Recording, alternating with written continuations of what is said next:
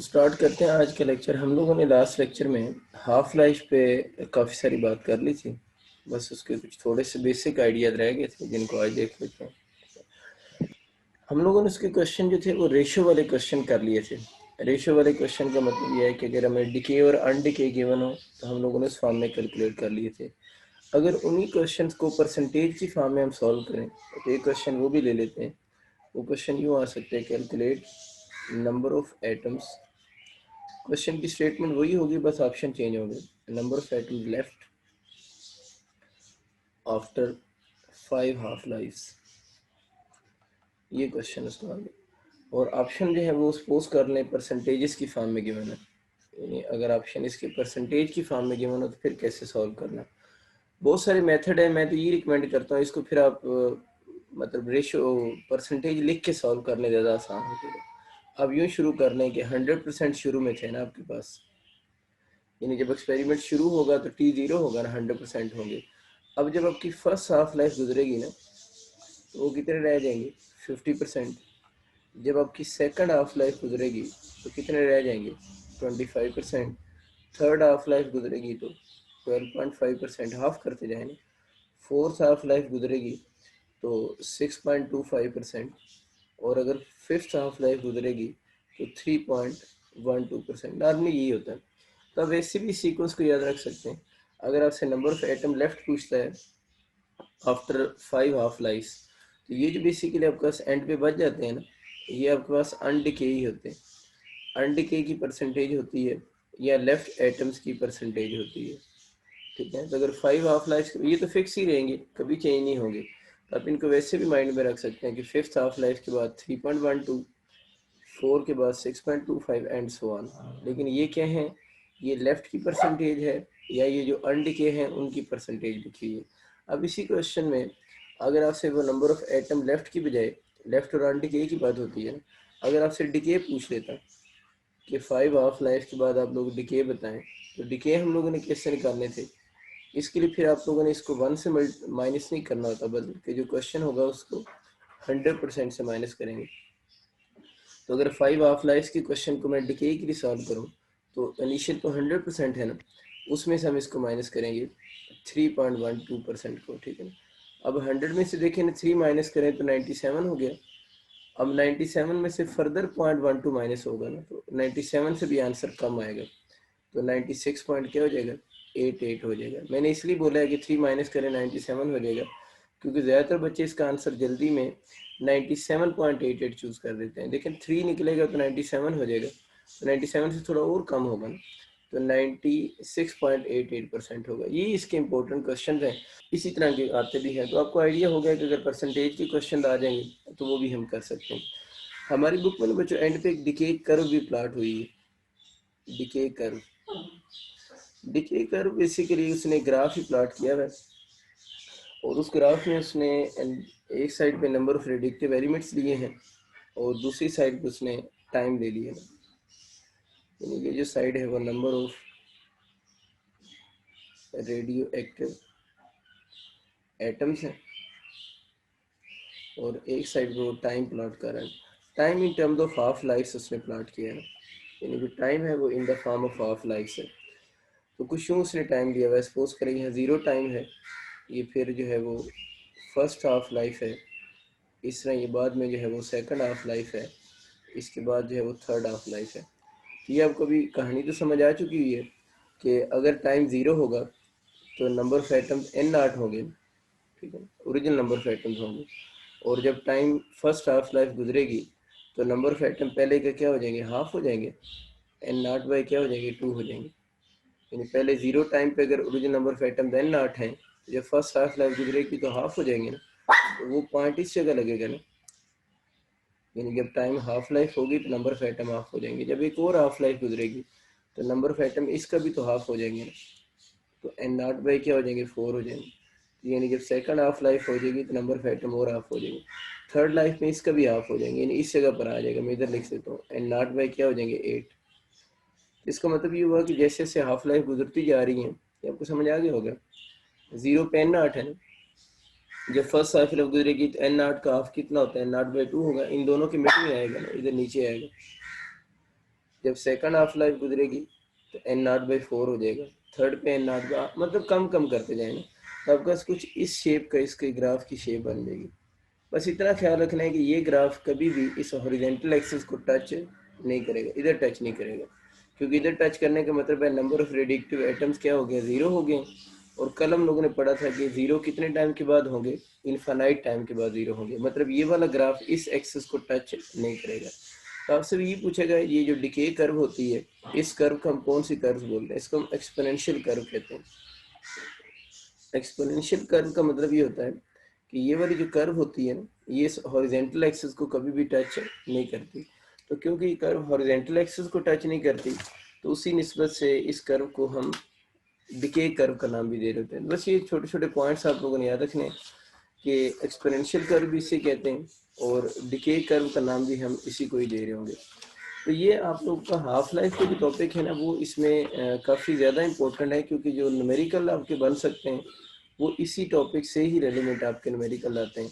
बाकी हमें से जो केपीके के स्टूडेंट्स हैं, उन्होंने जो हाफ लाइफ याद करनी है, उनकी कुछ हाफ लाइफ 391 पेज पे लिखी हुई है, यानी 391 पेज वाली उन्होंने हाफ लाइफ याद करनी है, और कुछ उनकी जो हाफ लाइफ है उसने 394 पेज पे लिखी है।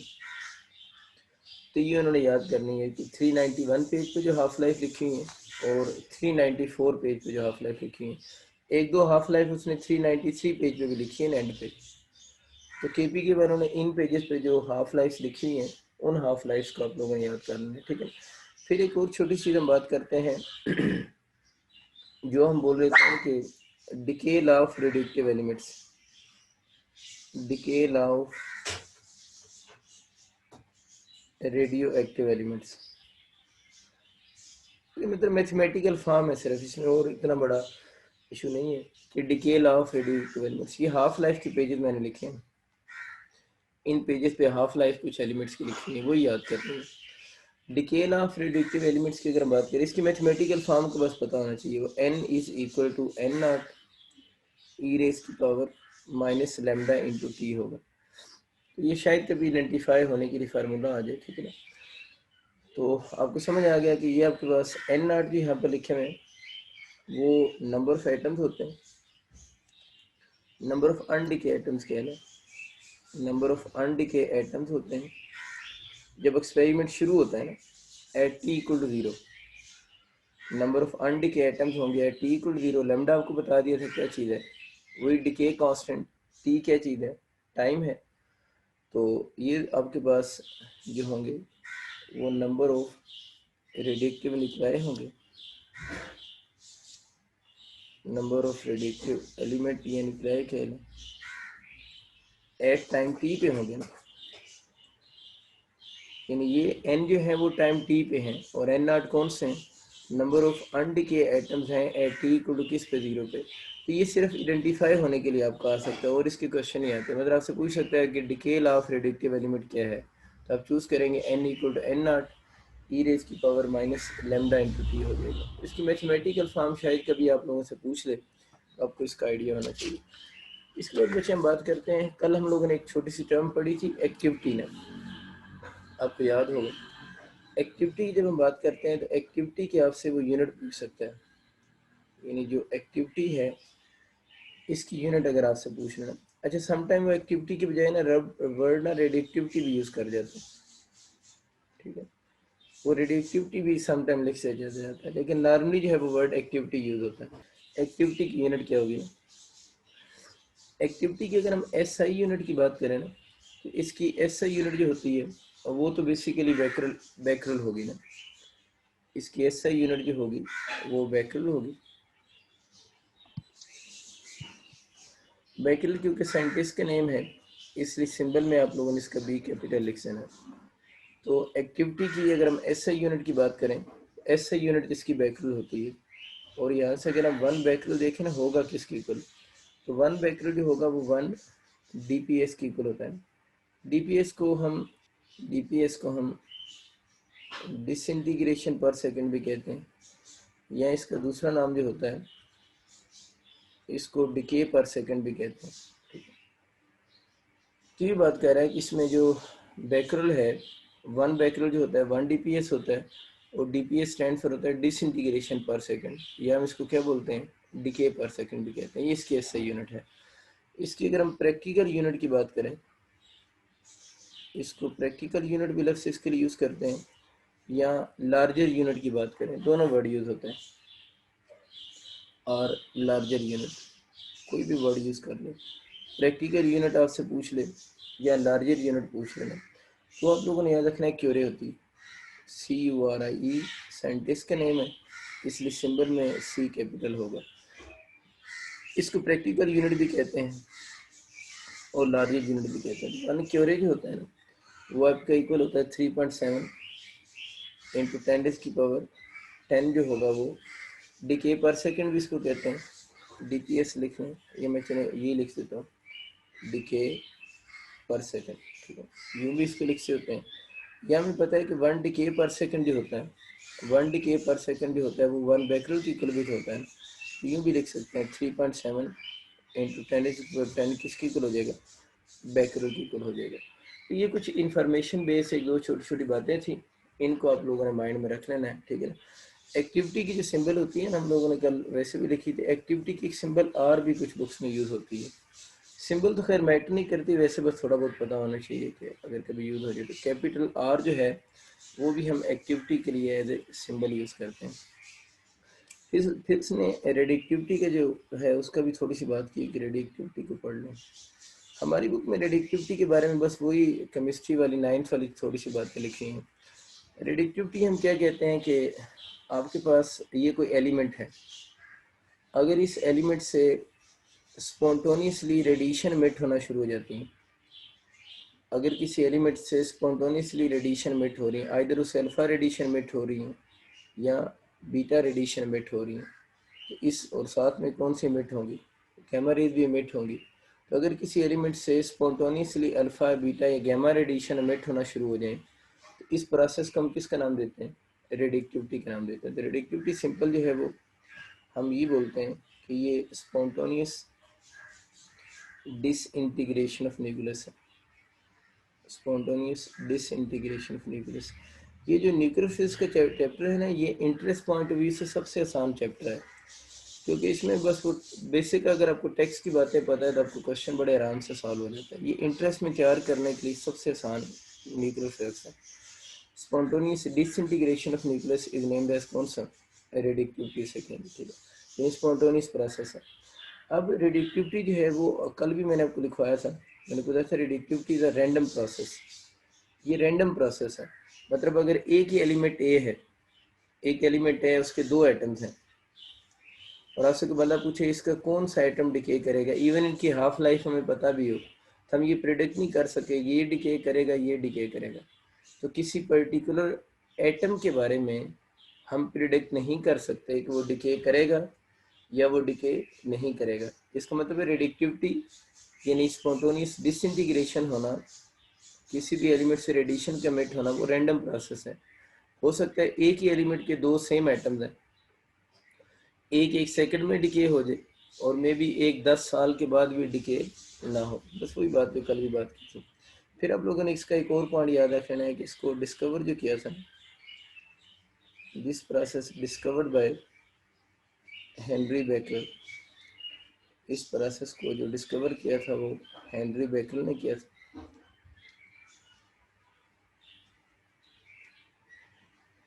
इस प्रोसेस को डिस्कवर्ड का इसकी वजह तो हेनरी बेकर ने किया था, और कब किया था, 1896 के अंदर। रेडिएक्टिविटी की बात कर रहे हैं, तो आपको पता है रेडिएक्टिविटी का प्रोसेस उसने कैसे डिस्कवर किया था कि उसने एक ड्रॉअर के अंदर यूरेनियम का जो न्यूक्लियस था उसको रख दिया था एक फोटोग्राफिक प्लेट के अंदर बंद करके, और कुछ डेज के बाद, क्योंकि ड्रॉअर के अंदर लाइट तो आ नहीं रही थी, कुछ देर के बाद जब उसने कुछ दिनों के बाद जब उसने ड्रॉअर खोला तो उसने देखा कि उस फोटोग्राफिक प्लेट के ऊपर डिफरेंट किस्म के स्पॉट्स बने हुए। तो उसने ये गेस किया कि बाहर से तो इस रूम में या ड्रॉअर में लाइट आ नहीं रही थी, फिर ये जो एलिमेंट रखा गया है इसी एलिमेंट से क्या मिट हुई है, रेडिएशन मिट हुई है। ये थोड़ी सी हिस्ट्री थी उसकी ना। अच्छा ये हो गया। फिर अगर आपसे पूछता है कि आपका जो है फर्स्ट एवर रेडिएक्टिव एलिमेंट कौन सा था, यानी फर्स्ट रेडिएक्टिव एलिमेंट जो डिस्कवर हुआ था, फर्स्ट रेडियो एक्टिव एलिमेंट, जो डिस्कवर हुआ था, वो भी हमने बात की कि किसी ने डिस्कवर किया था, वो यूरेनियम था। यानी फर्स्ट रेडिएक्टिव एलिमेंट जो डिस्कवर हुआ था वो कौन सा? यूरेनियम था। और इसको किसने डिस्कवर किया था? ज़रा इसको तो बेकलर ने डिस्कवर किया था, क्योंकि एक्सपेरिमेंट ये कर रहा था। इसके बाद दो और साइंटिस्ट थे, एक मैरी क्यूरी थी, मैरी क्यूरी, और दूसरी जो थे वो पायरे जो थे। इन्होंने दो और रेडिएक्टिव एलिमेंट डिस्कवर किए थे। इन्होंने अगर पूछते ना कौन से एलिमेंट डिस्कवर किए थे, तो इन्होंने जो डिस्कवर किए थे उनमें से एक पोलोनियम डिस्कवर किया था। यानी मैरी क्यूरी और पायरे जो थे, इन्होंने दो और एलिमेंट डिस्कवर किए थे। एक इन्होंने पोलोनियम डिस्कवर किया था, और दूसरा रेडिएक्टिव एलिमेंट इन्होंने जो डिस्कवर किया था वो रेडियम है। देखिए इसमें ज़्यादातर तो हम हिस्ट्री की बातें कर रहे हैं ना, ये तो डेफिनेशन में वैसे ही इसकी आती है, रैंडम प्रोसेस है, डिस्कवर किसने किया था, कब किया था। फर्स्ट रेडिएक्टिव एलिमेंट क्या था? यूरेनियम था। मैरी क्यूरी और पेरी ने अगर पूछा कौन से रेडिएक्टिव एलिमेंट डिस्कवर किए थे, तो इन्होंने पोलोनियम को भी डिस्कवर किया था, और साथ में इन्होंने रेडियम की भी डिस्कवर किया था। फिर हमारी बुक में रेडिएक्टिव के टॉपिक में उसने डायग्राम जो बनाई है, वो डायग्राम भी अब देख लें। उसने यूं एक चैम्बर लिया हुआ, इस तरह का उसने एक चैम्बर छोटा सा बनाया हुआ। अच्छा, और अगर पूछता है ये चैम्बर किसका होता है, तो लेड चैम्बर होता है। नहीं, लेड की डेंसिटी ज़्यादा होती है, तो ये रेडिएशन को ऑब्जॉर्व करने की एबिलिटी ज़्यादा अच्छी रखता है। अब इस चैम्बर के अंदर उसने कोई एलिमेंट, रेडिएक्टिव एलिमेंट प्लेस किया हुआ है, ठीक है, और इस तरफ उसने फील्ड लगा दी है। सपोज कर लें इस तरफ उसने पॉजिटिव इलेक्ट्रिक फील्ड लगा दी है ना। अब उसने ऑब्जर्व किया कि यहाँ से जो रेडिएशन पास कर रही है ना, जो इससे निकल रही हैं इस रेडिएक्टिव एलिमेंट से, यहाँ पर कोई सर्टन रेडिएक्टिव एलिमेंट रखा हुआ है ना, यूरेनियम ही सोच लो, उसने कोई रेडिएक्टिव एलिमेंट रखा था। अब यहाँ से जो रेडिएशन पास कर रही, कुछ रेडिएशन ये स्ट्रेट जा रही थी, और कुछ रेडिएशन जो थी वो आपके पास इस तरफ रिफ्लेक्ट हो रही थी, और कुछ रेडिएशन जो थी वो इस तरफ भी डिफ्लेक्ट हो रही थी, ये डिफ्लेक्ट हो रही थी। हमें पता है कि जो रेडिएशन स्ट्रेट पास कर रही हैं वो गैमा रेज होंगी, क्योंकि गैमा रेज न्यूट्रल होती हैं ना, इन पर कोई चार्ज नहीं होता, तो वो इलेक्ट्रिक फील्ड में डिफ्लेक्शन शो नहीं करती। गैमा रेज न्यूट्रल होती हैं, इस वजह से वो इलेक्ट्रिक फील्ड में डिफ्लेक्शन शो नहीं करती। तो पॉजिटिव की तरफ जो जा रही होंगी वो कौन से होंगी? बीटा रेज होंगी, यानी पॉजिटिव प्लेट की तरफ जो जा रहे होंगे वो बीटा पार्टिकल होंगे। कल भी बताया था, जब सिंपल बीटा बोला जाता है तो नेगेटिव बीटा ही होता है, और जो नेगेटिव प्लेट की तरफ जा रहे होंगे वो कौन से होंगे? अल्फा पार्टिकल होंगे, ठीक है। यूएचएस में उसने एक साल एमसीक्यू पूछा हुआ है कि आपको वैसे नज़र भी आ रहा होगा कि अल्फा की डिफ्लेक्शन लेस है किससे? बीटा से। गैमा तो डिफ्लेक्ट हुए ही नहीं हुए। गैमा क्यों नहीं डिफ्लेक्ट हुए? वो तो न्यूट्रल पार्टिकल है ना। तो वो पूछता है अल्फा की डिफ्लेक्शन कम है, लेकिन अल्फा काफ़ी देर सीधा गया उसके बाद बेंड हुआ, बीटा पहले ही बेंड हो गया है। बीटा की डिफ्लेक्शन मोर है, अल्फा की डिफ्लेक्शन लेस है। उसने क्वेश्चन पूछा हुआ था कि अल्फा की लेस डिफ्लेक्शन की वजह क्या है ना, डिफरेंट ऑप्शन थे। तो इसकी लेस डिफ्लेक्शन की रीज़न आप लोगों ने लिखनी है, वो ग्रेटर चार्ज नहीं लिखना। अल्फ़ा की डिफ्लेक्शन लेस होने की वजह, वैसे तो पता है ना चार्ज एंड अल्फ़ा ज़्यादा होता है किससे? बीटा से। अल्फ़ा पर चार्ज कितना होता है? +2 ही होता है ना, और बीटा पर जो चार्ज होता है वो कौन सा होता है? -e होता है, -e होता है। तो अल्फ़ा का चार्ज ज़्यादा होता है बीटा से, तो इसकी लेस डिफ्लेक्शन की रीज़न उसने लिखी थी मास है, चार्ज है, इस तरह के ऑप्शन थे ना। तो आप लोगों ने याद रखना है कि अल्फ़ा की डिफ्लेक्शन कम होने की वजह इसकी ग्रेटर मास है, ठीक है ना। मतलब ग्रेटर मास होने की वजह से इसके पास इनर्शिया ज़्यादा था ना, और इनर्शिया ज़्यादा होने की वजह से इसने अपनी स्ट्रेट लाइन मोशन को ज़्यादा कंटिन्यू रखा है। तो इसके लेस डिफ्लेक्शन की रीज़न मोर चार्ज नहीं है, इसके लेस डिफ्लेक्शन की रीज़न ग्रेटर मास है, जिसकी वजह से इसके पास इनर्शिया ज़्यादा था, और इसने अपनी स्ट्रेट लाइन मोशन को कंटिन्यू रखा है। ये यूएचएस में एमसीक्यू आप लोगों का आएगा। अगर आपसे पूछता है कि बीटा की लेस डिफ्लेक्शन की रीज़न क्या है, तो वही बात स्मॉलर मास होगी इसकी, सॉरी, बीटा की मोर डिफ्लेक्शन की रीज़न जो बीटा है, अगर पूछता है बीटा शोज मोर डिफ्लेक्शन, कि बीटा आपका जो है वो मोर डिफ्लेक्शन शो कर रहा है, इसकी वजह ये है, तो इसकी रीज़न इसकी कौन सी? स्मॉलर मास है। मतलब आप लोगों ने डिफ्लेक्शन जो है उसको चार्ज के साथ लिंक नहीं करना, आप लोगों ने डिफ्लेक्शन को मास के साथ लिंक कर, ये कंसेप्ट है। बीटा की more deflection due to smaller mass, alpha की less deflection due to greater mass. और अगर पूछता है कि लेड चैम्बर का यहाँ पर काम क्या है, तो lead chamber is use as a shielding. Shielding का मतलब ये होता है कि रेडिएशन को ऑब्जर्व करने के लिए यूज़ होता है। लेकिन इधर इधर इधर रेडिएशन एमिट नहीं हो रही, जो उसने चैम्बर ओपनिंग दी है उधर ही जा रही है ना। तो लेड चैम्बर जो है वो एक अच्छी शील्डिंग है। शील्डिंग मीन के जो रेडिएशन होंगी उनको ऑब्जर्व करने के लिए यूज़ होगा, इधर इधर इधर जो जा रही होगी उनको वो कैप्चर कर लेगा। अब वो कहता है कि एक चीज़ ज़रा क्लियर कर लें, अगर मैं ऐसे पूछूँ ना कि which of the following emission is not possible from a particular nucleus,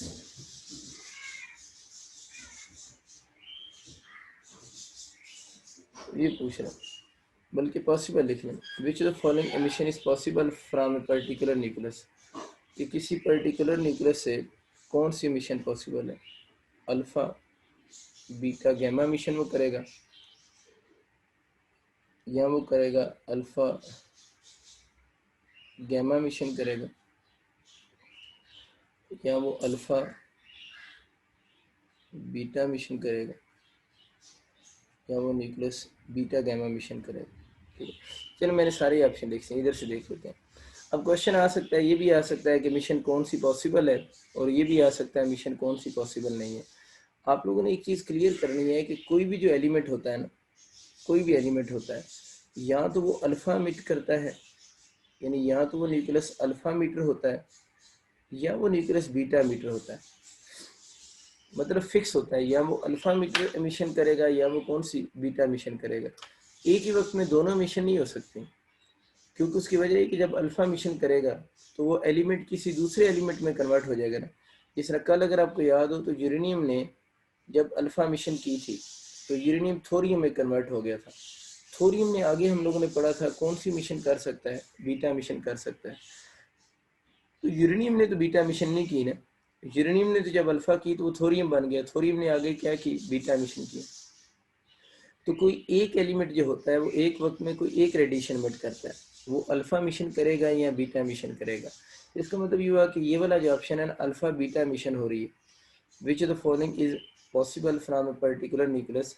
तो हमें ये समझ आ रहा है कि अल्फा और बीटा पॉसिबल नहीं है, यानी कोई भी न्यूक्लियस अल्फा और बीटा इकट्ठी मिशन नहीं कर सकता, या वो अल्फा मीटर होगा या वो बीटा मीटर होगा। तो अल्फा बीटा गैमा वाली बात भी पॉसिबल नहीं है, यानी कोई भी न्यूक्लियस इकट्ठी अल्फा बीटा गैमा तो मिट नहीं कर सकता। कल मैंने आपको पढ़ाया था कि जब न्यूक्लियस एक्साइटेड स्टेट में होता है, जब न्यूक्लियस एक्साइटेड स्टेट में कब होता है, जब वो अल्फा मिशन करता है या वो बीटा मिशन करता है, उस वक्त न्यूक्लियस एक्साइटेड स्टेट में होगा। और द मोमेंट जब अल्फा और बीटा मिशन हो जाएगी उसके बाद न्यूक्लियस ने डी एक्साइट होना है। अल्फा या बीटा मिशन के बाद न्यूक्लियस ने डी एक्साइट होना है, और जब न्यूक्लियस डी एक्साइट होगा तो कौन सी मिट करेगा, गैमा रेज। इसका मतलब ये हुआ कि अल्फा और बीटा इकट्ठी एमिट नहीं हो सकती, ये पॉसिबल नहीं है। लेकिन जब अल्फा एमिट करेगा तो साथ में गैमा तो एमिट होंगी, क्योंकि ये एक्साइट हुआ है तो ये डी एक्साइट होगा तो निकलेंगी। ये जब बीटा एमिट कब करेगा, जब एक्साइट हुआ है तो गैमा भी साथ में एमिट होंगी। इसका मतलब ये हुआ कि अगर मैं इसका ई ऑप्शन लिखूँ, अगर which of the following is possible लिख रहा है, तो हम कह सकते हैं कि इसमें ये वाली भी पॉसिबल है और ये वाली चीज़ भी क्या पॉसिबल है। मतलब कोई न्यूक्लियस जो है ना अल्फा गैमा मिशन भी कर सकता है, या आप कह सकते हैं, इस बात को ज़रा समझें, न्यूक्लियस क्या करेगा, अल्फा गैमा मिशन करेगा, या वो न्यूक्लियस क्या करेगा, बीटा गैमा मिशन करेगा। यानी कोई एक वक्त में एक करेगा, अल्फा गैमा मिशन भी कर सकता है और बीटा गैमा मिशन भी कर सकता है। यानी ये नहीं हो सकता है कि अल्फा गैमा और बीटा गैमा इकट्ठे करेगा, या अल्फा गैमा करेगा, आर मैंने लिखा है, मैंने ये नहीं लिखा alpha gamma and beta gamma, नहीं मैंने लिखा, मैंने क्या लिखा है, अल्फा गैमा आर या क्या करेगा, बीटा गैमा। इसका मतलब है कि अल्फा के साथ बीटा नहीं आ सकता, अल्फा के साथ गैमा आ सकता है, और बीटा के साथ भी क्या आ सकता है, गैमा आ सकता है। और इसमें दोनों की जब बात करेंगे, अगर इस ऑप्शन को आप कहते हैं ना, हम इसको चूज़ कर लें, इसको चूज़ कर लें, तो इनको हम चेंज करें, चूज़ इस तरह करेंगे कि अल्फा गैमा मिशन होगी, या फिर क्या होगी, बीटा गैमा मिशन होगी। ये बस छोटा सा कंसेप्ट है कि किसी भी न्यूक्लियस से अल्फा बीटा इकट्ठी इमिट नहीं हो सकती। फिजिकल रीज़न क्या है क्यों इमिट नहीं हो सकती, क्योंकि जब वो इमिट होंगी तो उस वक्त अल्फा के इमिट होने के बाद एलिमेंट चेंज हो जाएगा, या बीटा इमिट होने के बाद भी एलिमेंट चेंज हो जाता है। इस वजह से दोनों जो रेडिएशन हैं वो कभी भी आपस में इकट्ठी इमिट नहीं हो सकती, ठीक है। बाकी कल मैंने आपको रिवाइज करवा दिया था, दोबारा मैं थोड़ा सा बता देता हूँ। मैंने बताया था इनकी जो आयनाइजेशन एबिलिटी होती है ना रेडिएशन की, अगर हम उसकी बात करें, आयनाइजेशन पता है ना, रिमूवल ऑफ इलेक्ट्रॉन जो करवाती है, उसका मास के साथ डायरेक्ट रिलेशन होता है। जिसकी मास ज़्यादा होती है उसकी आयनाइजेशन एबिलिटी ज़्यादा होती है। आयनाइजेशन अल्फ़ा की ज़्यादा होगी बीटा से, और बीटा की आयनाइजेशन होगी ज़्यादा होगी किससे, गैमा से। और आप लोगों ने याद रखना है कि अल्फ़ा जो होता है ना, इसकी 100 टाइम्स मोर आयनाइजेशन होती है, 100 टाइम मोर आयनाइजेशन होगी देन बीटा से। या आप यूँ कह सकते हैं कि बीटा की आयनाइजेशन 100 टाइम लेस होगी देन किससे, अल्फ़ा से। ये दो ही मेजर प्रॉपर्टीज हैं, बाकी तो हमें वैसे ही पता है। चार्ज वगैरह तो हम लोगों ने पहले लिख लिया है ना। इस तरह एक और एमसीक्यू आ रहा था, रेंज का, रेंज भी इसको बोलते हैं या उसको पेनिट्रेशन भी कह रहे हैं। तो रेंज या पेनिट्रेशन का अगर आपसे पूछे, रेंज या पेनिट्रेशन का पूछें, तो उसको बच्चों याद रखना है मास के साथ इन्वर्स रिलेशन होता है। जिसकी मास कम उसकी रेंज या पेनिट्रेशन उतनी ज़्यादा। तो गैमा की पेनिट्रेशन ज़्यादा होती है किससे, बीटा से, और बीटा की ज़्यादा होती है किससे, अल्फ़ा से। एक कभी कभार एमसीक्यू आ रहा होता है, अब तो मुश्किल चांसेस हैं क्योंकि हमारे कोर्स में बायोलॉजिकल इफेक्ट ऑफ रेडिएशन नहीं है। वो पूछा जाता है इन तीनों में से हार्मफुल कौन सी है ह्यूमन बॉडी के लिए ना। तो हार्मफुल वही होगी जो ज़्यादा पेनिट्रेट करेगी। तो ह्यूमन बॉडी में ज़्यादा पेनिट्रेट कौन कर जाती है, गैमा ज़्यादा पेनिट्रेट कर सकती है, तो ये ज़्यादा क्या होगी, हार्मफुल होगी। तो अगर हार्मफुल पूछता है तो कौन सी होंगी, तो बीटा रेडिएशन जो होती है वो हार्मफुल होती हैं। और बीटा रेडिएशन के हार्मफुल होने की रीज़न इनकी क्या है, पेनिट्रेशन ज़्यादा है। और पेनिट्रेशन का आपको मैंने बता दिया है कि जो मास की अगर हम बात करें तो मास के साथ पेनिट्रेशन का इन्वर्स रिलेशन है, ठीक। इसके बाद हमारा इसका जो नेक्स्ट टॉपिक बनता है वो है बिल्डिंग ब्लॉक्स ऑफ मैटर। ये टॉपिक में इंफॉर्मेशन बेस एमसीक्यू आता है, कंसेप्ट इसमें है नहीं, वैल्यूज़ ही आप लोगों में बस मतलब डाटा ही याद करना है, बिल्डिंग ब्लॉक्स ऑफ मैटर। ये टॉपिक भी नया ऐड हुआ है एमडी कैट में, तो ठीक है। लेकिन ईटा के पास पेपर में आप देखेंगे इसके एमसीक्यू आपको अच्छे खासे नजर आएंगे। एमडी कैट में क्योंकि नया ऐड हुआ है इसलिए वहाँ पर एमसीक्यू थोड़ा इसकी कमी होंगी। बिल्डिंग ब्लॉक्स ऑफ मैटर की बात करें तो हम कहते हैं देर आर, ये बस इंफॉर्मेशन है सारी, ठीक है। देर आर 3 सब एटॉमिक पार्टिकल, देर आर 3 सब एटॉमिक पार्टिकल के सब एटॉमिक पार्टिकल्स की अगर बात करते हैं तो उसकी 3 बेसिक कैटेगरीज हैं। उनमें से एक हम फोटोन का नाम ले लेते हैं, एक फोटोन है, दूसरा जो है वो इलेक्ट्रॉन है, उसके बाद जो तीसरा है वो हम ले लेते हैं हेड्रॉन। ये आपके पास 3 सब एटॉमिक पार्टिकल है, फोटोन है, इलेक्ट्रॉन है और हेड्रॉन होता है। फोटोन के बारे में आप लोगों ने याद रखना है कि फोटोन जो है वो एक एलिमेंट्री पार्टिकल है। एलिमेंट्री पार्टिकल नाम एक ऐसे पार्टिकल को कहते हैं which can not be further subdivided, can not be further subdivided. ये वो बात कर रहे हैं कि जो फोटोन है वो एक एलिमेंट्री पार्टिकल है, और एलिमेंट्री पार्टिकल एक ऐसा पार्टिकल होता है विच कैन नॉट बी फर्दर सब डिवाइडेड, मतलब जो फर्दर इसको और छोटा नहीं किया जा सकता, ये सबसे स्मॉलेस्ट होता है। और फोटोन के बारे में ये कहते हैं कि all electromagnetic waves, all electromagnetic waves consist of photons. ये बात आइंस्टाइन ने की थी ना कि all electromagnetic waves consist of photons, ये बात किसकी, आइंस्टाइन की। तो फोटोन के बारे में हम पूरा आर्टिकल पढ़ चुके हैं। लेकिन ये भी याद रखना है कि देयर आर 3 सब एटॉमिक पार्टिकल, यानी 3 जो हैं वो टाइप्स होती हैं सब एटॉमिक पार्टिकल की, उसमें हम फोटोन को भी काउंट करते हैं, ठीक है। फोटोन भी सब एटॉमिक पार्टिकल में आते हैं, एलिमेंट्री पार्टिकल भी हैं, सब डिवाइड नहीं हो सकता। और जितनी भी इलेक्ट्रोमैग्नेटिक वेव्स हैं सब में फोटोन होते हैं। अब आ जाते हैं इलेक्ट्रॉन की तरफ। इलेक्ट्रॉन की अगर हम बात करें ना तो इलेक्ट्रॉन भी जो है वो एलिमेंट्री पार्टिकल हैं। इलेक्ट्रॉन की अगर हम बात करें तो इलेक्ट्रॉन भी एलिमेंट्री पार्टिकल है। इसका मतलब है ये भी फर्दर सब डिवाइड नहीं हो सकते, मतलब इनको काट के और छोटा नहीं किया जा सकता, ठीक है ना। और ये जो ये वाले पार्टिकल होते हैं, इनके बारे में याद रखना है। ये not experience strong nuclear force, not experience strong nuclear force.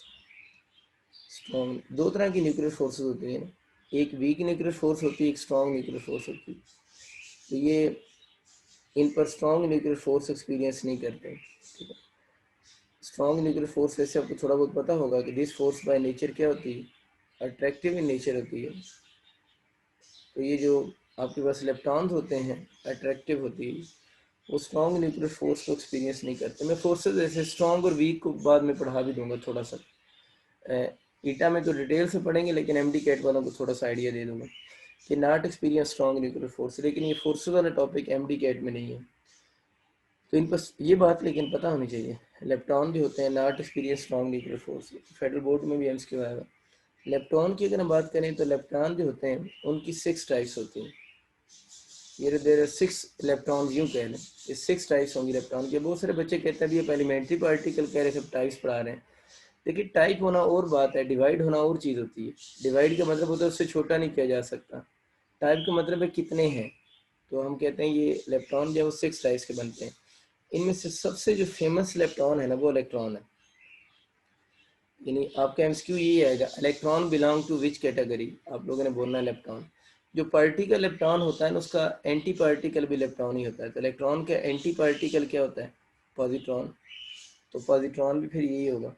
इस तरह आपको कल याद होगा मैंने एक न्यूट्रिनो पढ़ाया था, याद होगा, वो कंजर्वेशन ऑफ लॉज ओबे करने के लिए। न्यूट्रिनो अगर इलेक्ट्रॉन है तो एंटी न्यूट्रिनो जो होगा वो भी इलेक्ट्रॉन ही होगा। न्यूट्रिनो अगर इलेक्ट्रॉन है तो एंटी न्यूट्रिनो भी इलेक्ट्रॉन होगा। इसी तरह एक और पार्टिकल होता है मियोन्स। ये मीज़ान भी वर्ड इसमें यूज़ होता है, मियोन भी यूज़ होता है। मियोन्स एक वर्ड है, मियोन्स, और इसका एंटी पार्टिकल कौन सा होगा, एंटी मियोन होगा,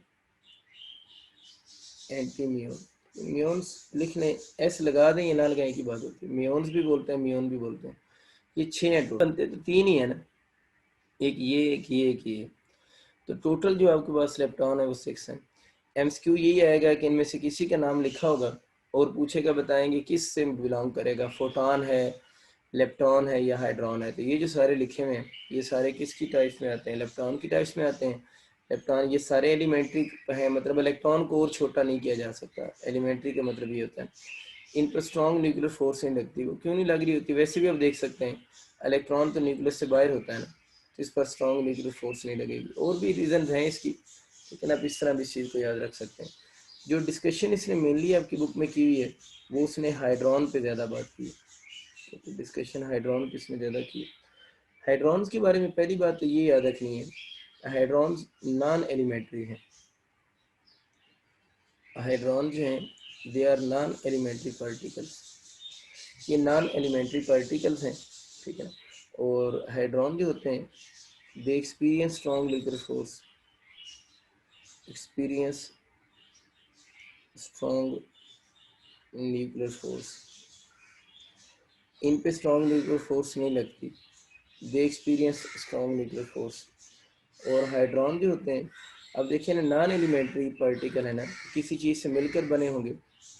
तो ये वो कह रहा है कि made up, made from, made up from quarks. ये जिन पार्टिकल से मिलकर बने हुए हैं उनको हम क्वार्क्स कहते हैं। ये थोड़ा याद रखना है कि जो हाइड्रॉन्स हैं जिन पार्टिकल से मिलकर बने हुए हैं वो कौन से हैं, क्वार्क्स उनका नाम है। ये थोड़ी सी हिस्ट्री आप लोगों ने याद रखनी है कि हाइड्रॉन्स नॉन एलिमेंट्री पार्टिकल है, इन पे स्ट्रॉन्ग न्यूक्लियर फोर्स लग रही होती है। और हाइड्रॉन जो होते हैं वो किस से मिलकर बने हुए हैं, क्वार्क्स की बात कर रहे हैं, क्वार्क्स से मिलकर बने हुए हैं। क्वार्क्स क्या है इनको थोड़ा सा देख लेते हैं। क्वार्क्स के बारे में आप लोगों ने याद ही रखना है, जो पंजाब की बुक है ना, जो एमडी कैट वाले हैं, आपकी बुक का जो लास्ट पेज है ना, लास्ट पेज पे ना टेबल बने हुए हैं क्वार्क्स के बारे में ना, वो टेबल्स आप लोगों ने क्वार्क्स के बारे में मेमोराइज कर लेने हैं, ठीक है। लास्ट पेज जो है बुक का, उस पर उसने 2 टेबल बनाए हुए हैं, वो दोनों टेबल्स आपको आने चाहिए, उनके एमसीक्यू आ सकते हैं। और वो टेबल का मैं नंबर भी लिख सकता हूँ, टेबल 21.5 है, एक ही बस करना है, 21.5 टेबल जो है ना, ठीक है, पेज 256 पे। ये एमडी कैट वालों ने पेज 256 पे टेबल 21.5 जो है ना, उसको अच्छे तरीके से देख लेना, क्योंकि उस टेबल से रेलिवेंट कुछ एमसीक्यू आप लोगों के बन सकते हैं, वो आपको आने भी चाहिए। खैर शुरू करता हूँ बात को। तो मैं बात ये कह रहा था कि आपके पास जो है वो क्वार्क्स जो होते हैं, इनकी 6 टाइप्स होती हैं। यानी क्वार्क्स की अगर हम बात करें तो इनकी 6 टाइप्स होती हैं। उन 6 टाइप्स को अगर हम देखा जाए तो उन 6 टाइप में आपके पास अप क्वार्क भी होते हैं। अप क्वार्क को हम इस सिंबल से डिनोट करते हैं, यू से, ठीक है। इसी तरह आपके पास 6 टाइप में एक डाउन क्वार्क होता है, उसको डी से डिनोट करते हैं। इसके अलावा आपके पास जो है वो स्ट्रेंज क्वार्क होता है, स्ट्रेंज क्वार्क, उसको स्मॉल, सबकी सिंबल स्मॉल ही है, एस से डिनोट करते हैं। इस तरह प्लस चार्म्ड क्वार्क है, सी एच चार्म्ड क्वार्क, इसको सी से डिनोट करेंगे। इसमें बॉटम क्वार्क है, इसको स्मॉल बी से डिनोट करते हैं। और लास्ट वन जो बनता है उसको हम बोलते हैं टॉप क्वार्क, इसको हम स्मॉल टी से डिनोट करें, ये स्मॉल बी से। ये टोटल 6 टाइप्स ऑफ क्वार्क्स बनती है ना। इसमें अब आप लोगों ने याद रखना है कि ये जो आपके पास अप क्वार्क है, एक अप क्वार्क हो जाएगा, एक आपका जो चार्म क्वार्क है, और एक आपका जो टॉप क्वार्क है। अप क्वार्क, चार्म क्वार्क और टॉप क्वार्क, इन पर जो चार्ज होता है ना, प्लस 2/3 होता है। ये याद रखना है, जो क्वार्क्स होते हैं these are charge particles, neutral नहीं होते। क्वार्क्स होते हैं वो कौन से होते हैं, चार्ज पार्टिकल होते हैं, लेकिन क्वार्क खुद एलिमेंट्री होते हैं। क्वार्क खुद कौन से हैं, एलिमेंट्री पार्टिकल होते हैं। यानी क्वार्क खुद एलिमेंट्री पार्टिकल हैं, लेकिन जो क्वार्क हैं वो हैं कौन से, चार्ज पार्टिकल हैं। और दे एक्सपीरियंस स्ट्रॉन्ग न्यूक्लियर फोर्स, इन पे लगती है strong nuclear force, experience strong nuclear force, ठीक है। तो ये खुद एलिमेंट्री हैं, मतलब अब क्वार्क जो है ना, ये फर्दर सब डिवाइड नहीं हो सकता। इस वजह से जितने भी क्वार्क हैं, डाउन क्वार्क है, ये फर्दर सब डिवाइड नहीं हो सकता। चार्ज जरूर हैं लेकिन एलिमेंट्री भी हैं। और अगर फोर्स की बात करेगा तो they experience strong nuclear force.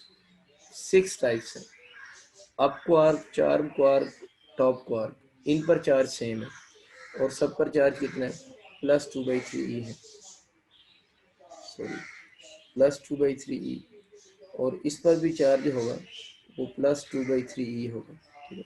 Less than electron है ना।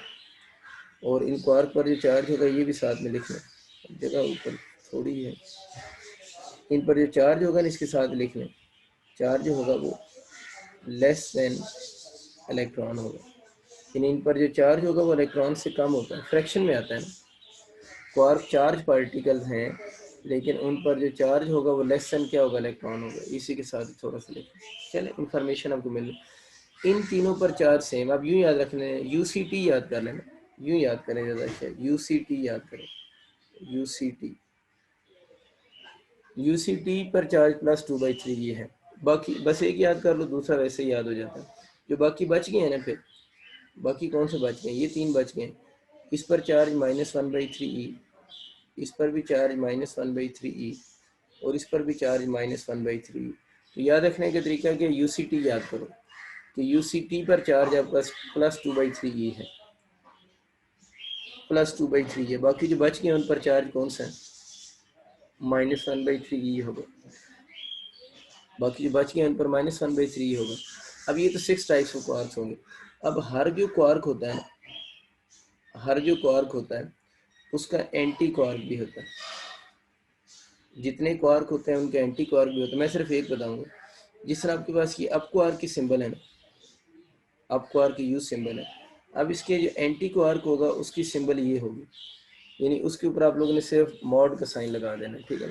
तो अप एंड डाउन क्वार्क जो होते हैं वो बाकी तो लिहाज से सेम होते हैं, बस उसकी सिंबल में हम बार का साइन लगा देते हैं। जिस तरह आपके पास डाउन क्वार्क है ना, मैं 2 सिर्फ लिखूंगा, एंटी डाउन क्वार्क के ऊपर बार का साइन आ जाएगा।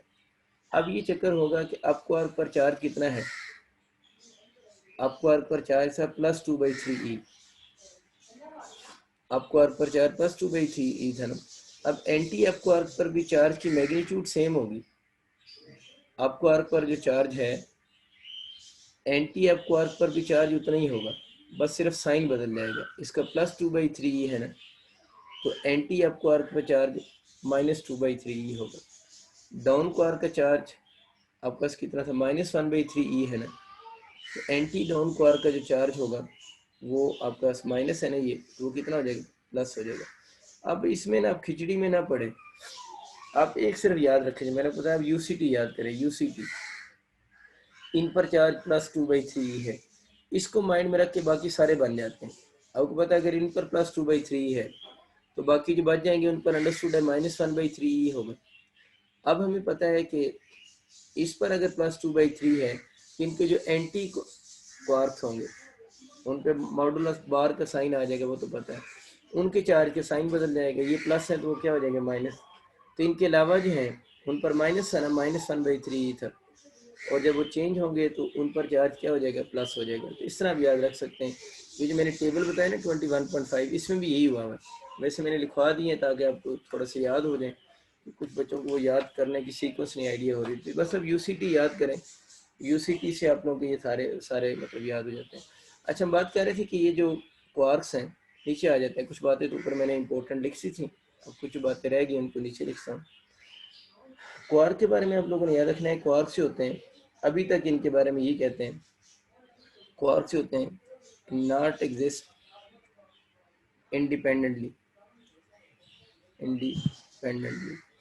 कि जो क्वार्क्स होते हैं वो अभी तक जो है वो इंडिपेंडेंट एग्जिस्टेंस उनकी पॉसिबल नहीं है, मतलब अभी तक इंडिपेंडेंट एग्जिस्टेंस पॉसिबल नहीं है। और इन पर जो चार्ज होता है ना वो लेस देन क्या होगा, इलेक्ट्रॉन होगा।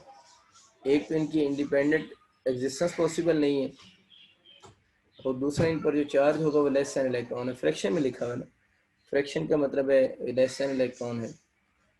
और क्वार्क के बारे में एक थ्योरी जो थी ना, वो दो फेमस साइंटिस्ट ने दी है, उसको हम क्वार्क थ्योरी भी बोलते हैं। क्वार्क जो थ्योरी थी वो दो साइंटिस्ट हैं, एक इसमें एम जो है वो गिलमैन है, और दूसरे जो साइंटिस्ट हैं वो जी ज़्विग हैं। ये दो साइंटिस्ट हैं जिन्होंने क्वार्क्स के बारे में थ्योरी दी थी, एक एम गिलमान है और दूसरी जी ज़्विग है। बस ये पूछेगा इनके बारे में थ्योरी किसने दी थी, तो हम ये कहते हैं कि इनके बारे में थ्योरी जो थी वो इन दोनों ने दी थी। पंजाब की बुक में एक लाइन लिखी है, वो लाइन इंपॉर्टेंट अपने पास लिख लें। वो लिखी है कि साइंटिस्ट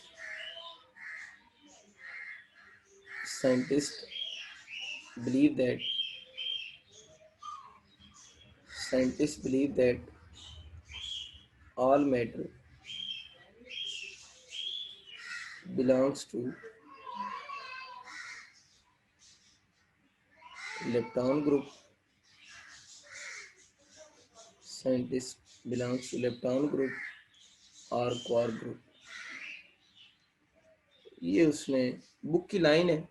तो ये जब एमडी कैट वगैरह में ये लाइन ठीक लिखी हुई है, मतलब केपीके में भी लाइन पूछ सकता है, लेकिन बुक की लाइन है ना, तो एग्जैक्ट बुक की जो लाइन होती है ना समटाइम वो जिस यूनिवर्सिटी में हो उसी में पूछी जाती है ना।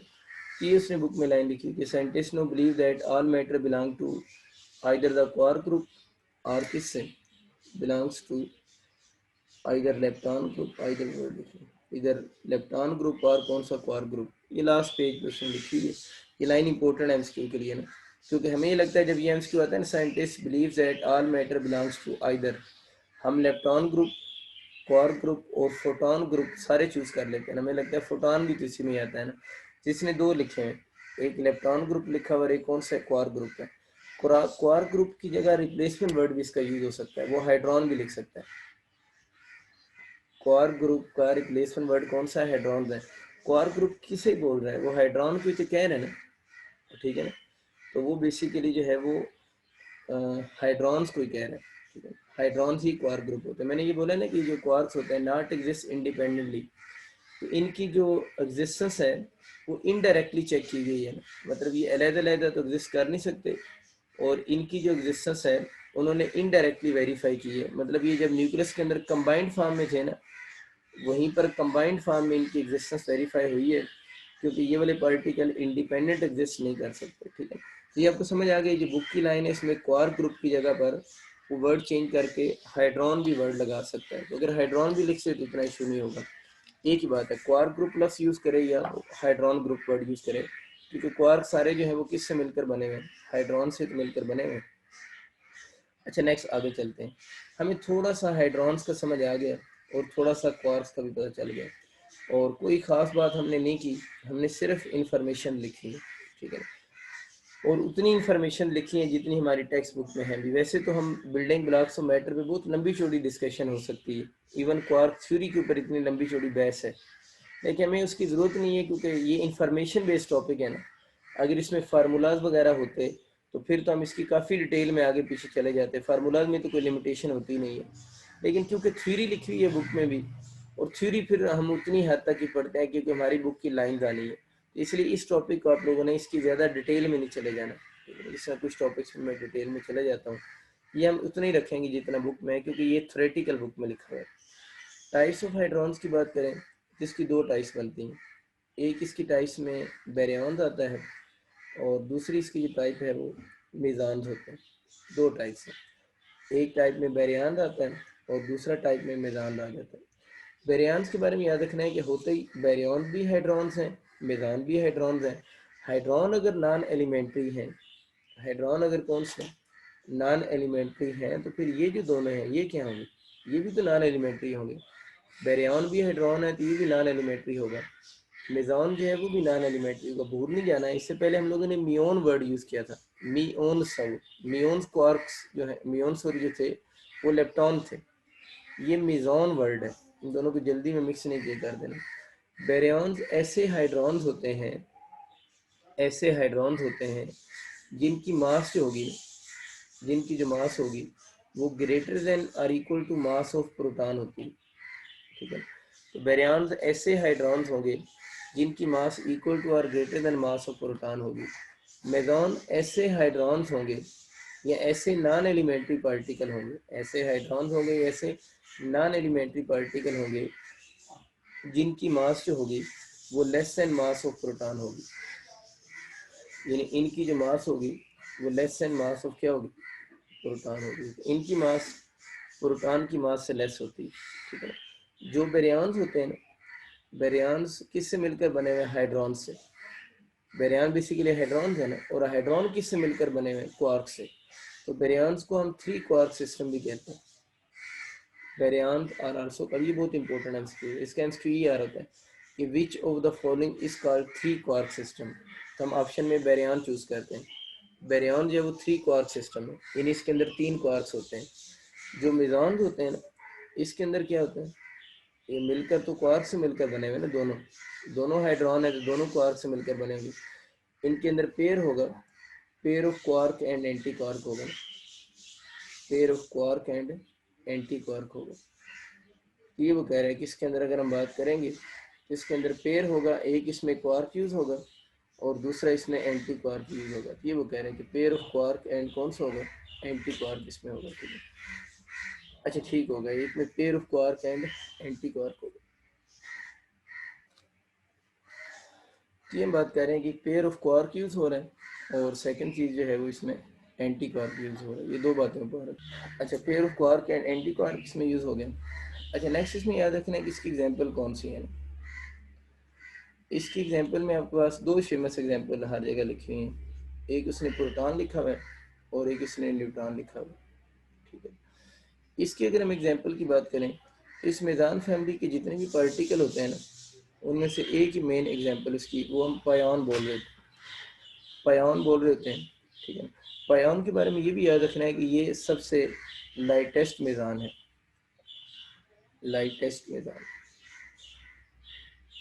तो अगर आपसे पूछता है ना कि इसकी एग्जांपल कौन सी है, तो एक इसने मेन एग्जांपल लिखी, पायॉन लिखी हुई है, और पायॉन जो होता है वो सबसे लाइटेस्ट, यानी सबसे जो लाइट मेजान अगर आपसे पूछेगा वो भी पायॉन ही होगा। इसकी सिंबल हम यूँ लिख लेते हैं, यानी पाई लिख लेते हैं, पायॉन्स या पाई मेजान इसको कह रहे थे। इसके सारे फैमिली के नाम में ना मेजान आ रहा होता है। तो इसकी एक एग्जांपल उसने हमारे कोर्स में लिखी कि पायॉन जो है वो मेजान है, फैमिली का मेंबर है, और ये सबसे लाइटेस्ट मेजान भी है। केपीके की बुक में उसने एक और लाइन भी लिखी हुई है मैदान के बारे में। उसने मैदान के बारे में ये इंफॉर्मेशन लिखी हुई है कि जो मैदान होते हैं ना, ये फाइनली डिके, इनके अंदर अभी हम बात कर रहे हैं ना, मैदान जो होते हैं लेस एन प्रोटॉन होते हैं, इनकी मास लेस एन प्रोटॉन होगी, pair of quark and antiquark होगा। तो मैदान के बारे में ये कह रहे हैं कि जब डिके करते हैं ना, फाइनली डिके इनटू, यानी जब ये फाइनली डिके करेंगे तो इससे क्या बनेंगे, इनसे वही बनेंगे, इलेक्ट्रॉन बनेगा, क्या बनेगा, ई पॉजिटिव का मतलब क्या है, पॉजिट्रॉन बनेगा, न्यूट्रिनो बनेगा, न्यूट्रिनो बनेगा, फोटोन वगैरह में, फोटोन ये मेन होते हैं। कहते हैं कि जब आपके पास मेज़ान जो होते हैं, कौन मेज़ान, जब फाइनली डिके करते हैं, तो फाइनली डिके करते हैं उससे क्या बनता है, इलेक्ट्रॉन बनते हैं, पॉजिट्रॉन बनते हैं, उससे न्यूट्रिनो बनता है और उससे फोटोन बनेगा। ये बस छोटा सा पॉइंट आप लोगों ने याद रखना है कि जब ये डिके कर रहे हैं उसके डिके के रिजल्ट के तौर पर इलेक्ट्रॉन, पॉजिट्रॉन, न्यूट्रिनो और फोटॉन्स की फॉर्मेशन हो रही होती है। ये उसने छोटी सी बातें की हैं, इन्फॉर्मेशन हैं, आप लोगों ने बच्चों इसी तरह ही मेमोराइज करनी है, क्योंकि इन्फॉर्मेशन के इसके अलावा कोई हल नहीं होता। एज इट इज़ याद रख लें, एज इट इज़ याद करेंगे थोड़ा सीक्वेंस में याद भी हो जाएंगी चीज़ें। दोबारा वापस आते हैं, बेरियॉन्स में 3 क्वार्क सिस्टम होता है, लेकिन ये चीज़ याद रखनी है, अक्सर बच्चे कहते हैं सर लेप्टॉन की जो मास होती है, ये वैसे बात सुन लो, वो कहते हैं सर जो लेप्टॉन की मास होती है उसके बारे में आपका क्या ख्याल है। तो हम ये कहते हैं कि लेप्टॉन की जो मास होती है वो भी less than mass of proton होती है। और ज़रा बात ध्यान सुनना, मैं बोल रहा हूँ कि जो लेप्टॉन की मास होती है, लेप्टॉन की मास भी लेस देन प्रोटॉन होती है। तो वो कहते हैं फिर लेप्टॉन और मेज़ॉन में फ़र्क क्या है, लेप्टॉन की मेज़ॉन की मास भी लेस देन प्रोटॉन, और आपके पास जो इलेक्ट्रॉन की मास है वो भी लेस देन प्रोटॉन। तो फ़र्क ये है कि ये जो पार्टिकल्स हैं ये एलिमेंट्री तो है ना, ये और चीज़ है, ये एलिमेंट्री पार्टिकल्स हैं। मास की बात ठीक है कि मास लेस देन प्रोटॉन, दोनों में एक चीज़ कॉमन आ गई है, लेकिन ये जो इलेक्ट्रॉन होते हैं इनकी mass less than mass of proton होती है, ये एलिमेंट्री पार्टिकल हैं। ये जो होते हैं not experience strong nuclear force, not experience strong nuclear force. अभी बात बताइए, वैसे दोबारा रिपीट कर रहा हूँ, इन पे स्ट्रॉन्ग न्यूक्लियर फोर्स नहीं लगती, लेकिन अगर हम इसकी बात करते हैं, मेज़ॉन की बात करते हैं, तो मेज़ॉन कौन से हैं, ये तो एलिमेंट्री पर, ये आपके पास कौन से नॉन एलिमेंट्री पार्टिकल हैं, they experience strong nuclear force. तो बहुत सारे डिफरेंसेस हैं, सिर्फ मास की वजह से तुम ये नहीं कह सकते कि जो मेज़ॉन और इलेक्ट्रॉन में कोई फ़र्क नहीं है। मास कहने की हद तक सेम बात आती है कि दोनों की mass less than mass of proton ही होती है, इलेक्ट्रॉन की मास भी प्रोटॉन की मास से लेस ही होती है, ठीक है। अच्छा, ये बातें आपको थोड़ी सी समझ आ गई। हम बात कर रहे थे बेरियॉन्स की, बेरियॉन्स 3 क्वार्क सिस्टम होता है। अब 3 क्वार्क सिस्टम क्या होता है इसको ज़रा देखते हैं। इसमें हमारे पास एक प्रोटॉन, हमने एग्जाम्पल में लिखा है एक न्यूट्रॉन। अगर ये प्रोटॉन और इलेक्ट्रॉन दोनों बेरियॉन्स हैं तो ये 3 क्वार्क सिस्टम को ओबे करेंगे, तो इसके अंदर भी कितने क्वार्क्स होने चाहिए, 3 क्वार्क होने चाहिए। और प्रोटॉन के अंदर याद रखना है 3 क्वार्क कौन से होते हैं, प्रोटॉन में 2 अप क्वार्क होते हैं एंड 1 डाउन क्वार्क होता है। यानी देख लें 3 क्वार्क सिस्टम पूरा हो गया कि प्रोटॉन के अंदर याद रखना है 2 अप क्वार्क होता है और एक डाउन क्वार्क होता है। देखें अगर इस पर 2 अप क्वार्क होते हैं तो 2 इंटू प्लस 2/3 हो जाएगा, क्योंकि अप क्वार्क पर चार्ज 2/3 होता है, तो 2 है तो 2 प्लस 2/3 हो जाएगा। और एक कौन सा होता है down quark, down quark charge कितना होता है -1/3। इसको अगर आप सॉल्व करते हैं ना तो +4/3 -1/3, एलसीएम ले लें 3, ऐसे सॉल्व करो 4e -e हो जाएगा, तो +3e/3 हो जाएगा। तो आंसर कितना हो जाएगा, +e नहीं हो जाएगा। तो देखें प्रोटॉन पर चार्ज +e होता है ना, तो मैं ये आपको समझा रहा हूँ कि प्रोटॉन जो होते हैं वो 3 क्वार्क सिस्टम होता है। इसमें 2 कौन से होते हैं, अप क्वार्क, एक होता है डाउन क्वार्क। 2 अप क्वार्क है तो अप क्वार्क पर चार्ज +2/3 हो गया, एक डाउन है तो उस पर चार्ज -1/3 हो गया। ये तो आगे एलसीएम लिया है ना, तो एंड पे चार्ज +e आ गया। और हम लोगों ने बात पढ़ी है कि अगर हम प्रोटॉन की बात करेंगे तो प्रोटॉन पर जो चार्ज होता है वो कितना, +e चार्ज होता है, ठीक है। इसी तरह अगर हम न्यूट्रॉन की बात करें तो न्यूट्रॉन भी 3 क्वार्क सिस्टम की कैटेगरी में आता है। अगर न्यूट्रॉन, क्योंकि न्यूट्रॉन बेरियॉन है ना, बेरियॉन फैमिली का मेंबर है ना, और बेरियॉन्स के अंदर हमें पता है कितने क्वार्क्स होते हैं, 3 क्वार्क्स होते हैं। ये बेरियॉन्स का मेंबर है जिसके अंदर 3 क्वार्क्स होंगे। तो न्यूट्रॉन जो है वो भी 3 क्वार्क सिस्टम वाला पार्टिकल है। अगर 3 क्वार्क होंगे इसमें याद रखना है, इसमें 2 डाउन क्वार्क होते हैं। न्यूट्रॉन में थोड़ी सी बात चेंज, इसमें 2 डाउन क्वार्क होते हैं और एक इसमें जो होगा वो अप क्वार्क होगा। 2 डाउन क्वार्क होंगे, एक अप क्वार्क होगा।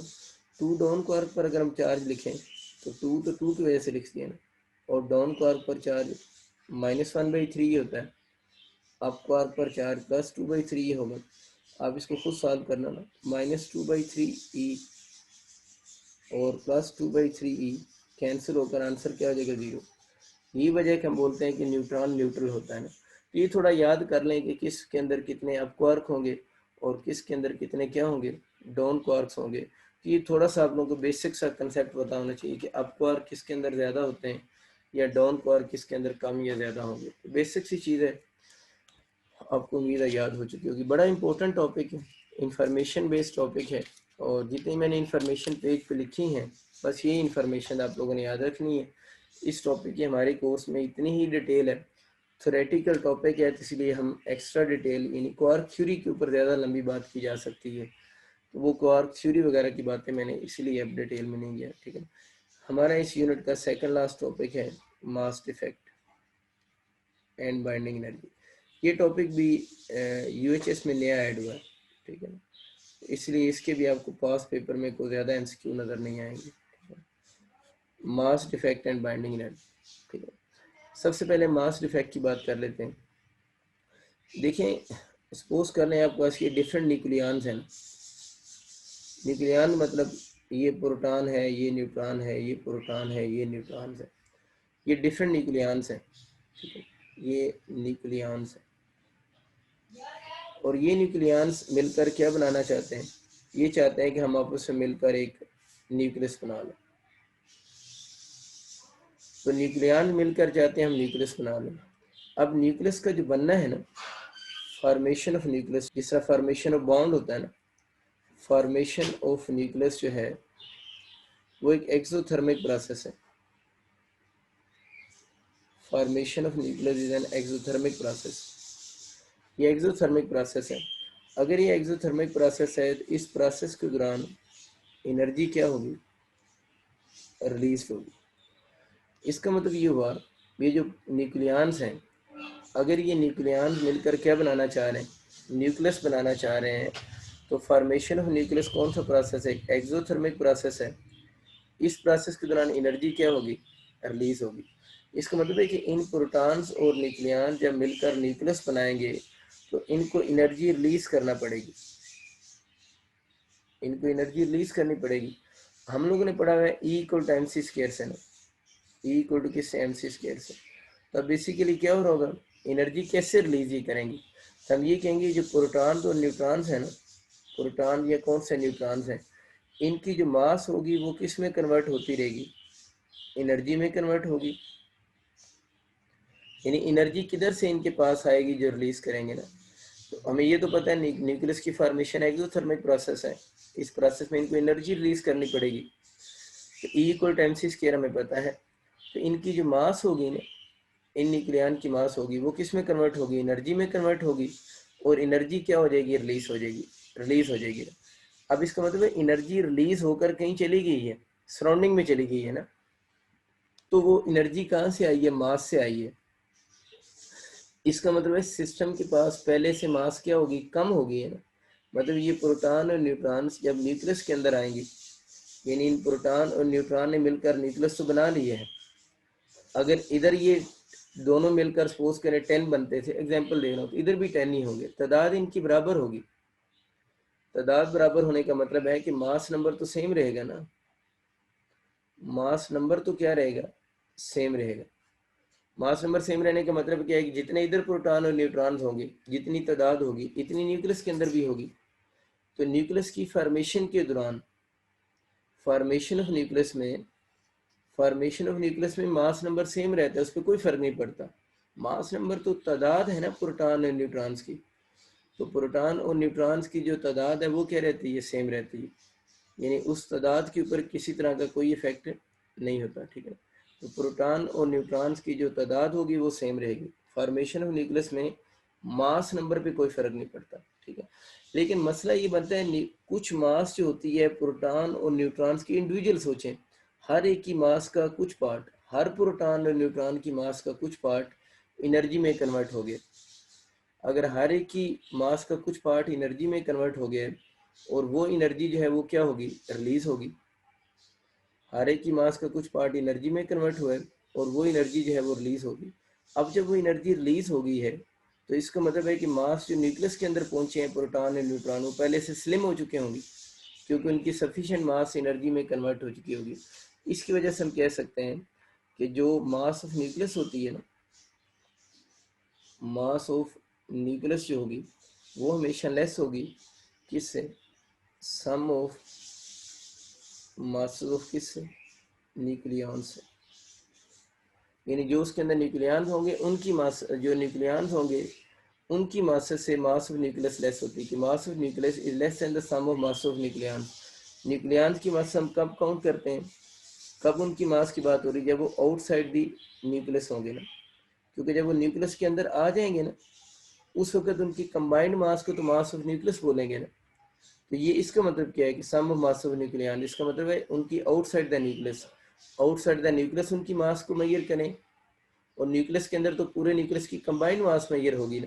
तो न्यूक्लियस पूरे की कंबाइंड मास लेस होगी सम ऑफ मास ऑफ किससे, न्यूक्लियन से। वो आपको मैंने बता दी वो मास किधर गई है कि न्यूक्लियस की फॉर्मेशन एक एक्सोथर्मिक प्रोसेस है।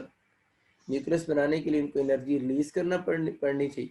तो हर प्रोटॉन और न्यूट्रॉन ने वो एनर्जी कहाँ से लेकर आए, अपनी मास को भी एनर्जी में थोड़ा थोड़ा कन्वर्ट करते रहे। तो जब वो न्यूक्लियस में पहुंचेंगे तो उनकी मास पहले से, इधर मास वो मोटे मोटे थे, इधर आकर वो थोड़े पतले पतले हो गए, मतलब उनकी मास कम होगी। तो मास ऑफ न्यूक्लियस लेस होती है सम ऑफ मास ऑफ न्यूक्लियन से। बड़ी आसान सी बात। अब अगर हम इसका डिफरेंस ले लें, डिफरेंस कैसे ले लें कि हम कह रहे हैं क्या करें कि जो मास ऑफ न्यूक्लियन होती है ना उसमें से माइनस कर दें किसको, मास ऑफ न्यूक्लियस को।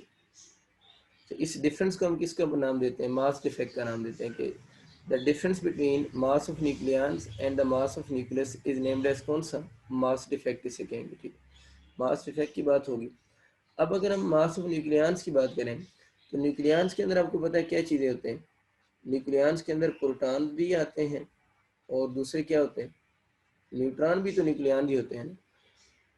आपको पता है जो प्रोटॉन की तादाद होती है, कितने प्रोटॉन उसको Z से डिनोट करते हैं, और जो न्यूट्रॉन की तादाद होती है उसको किस से डिनोट करते हैं, A माइनस Z से डिनोट करते हैं।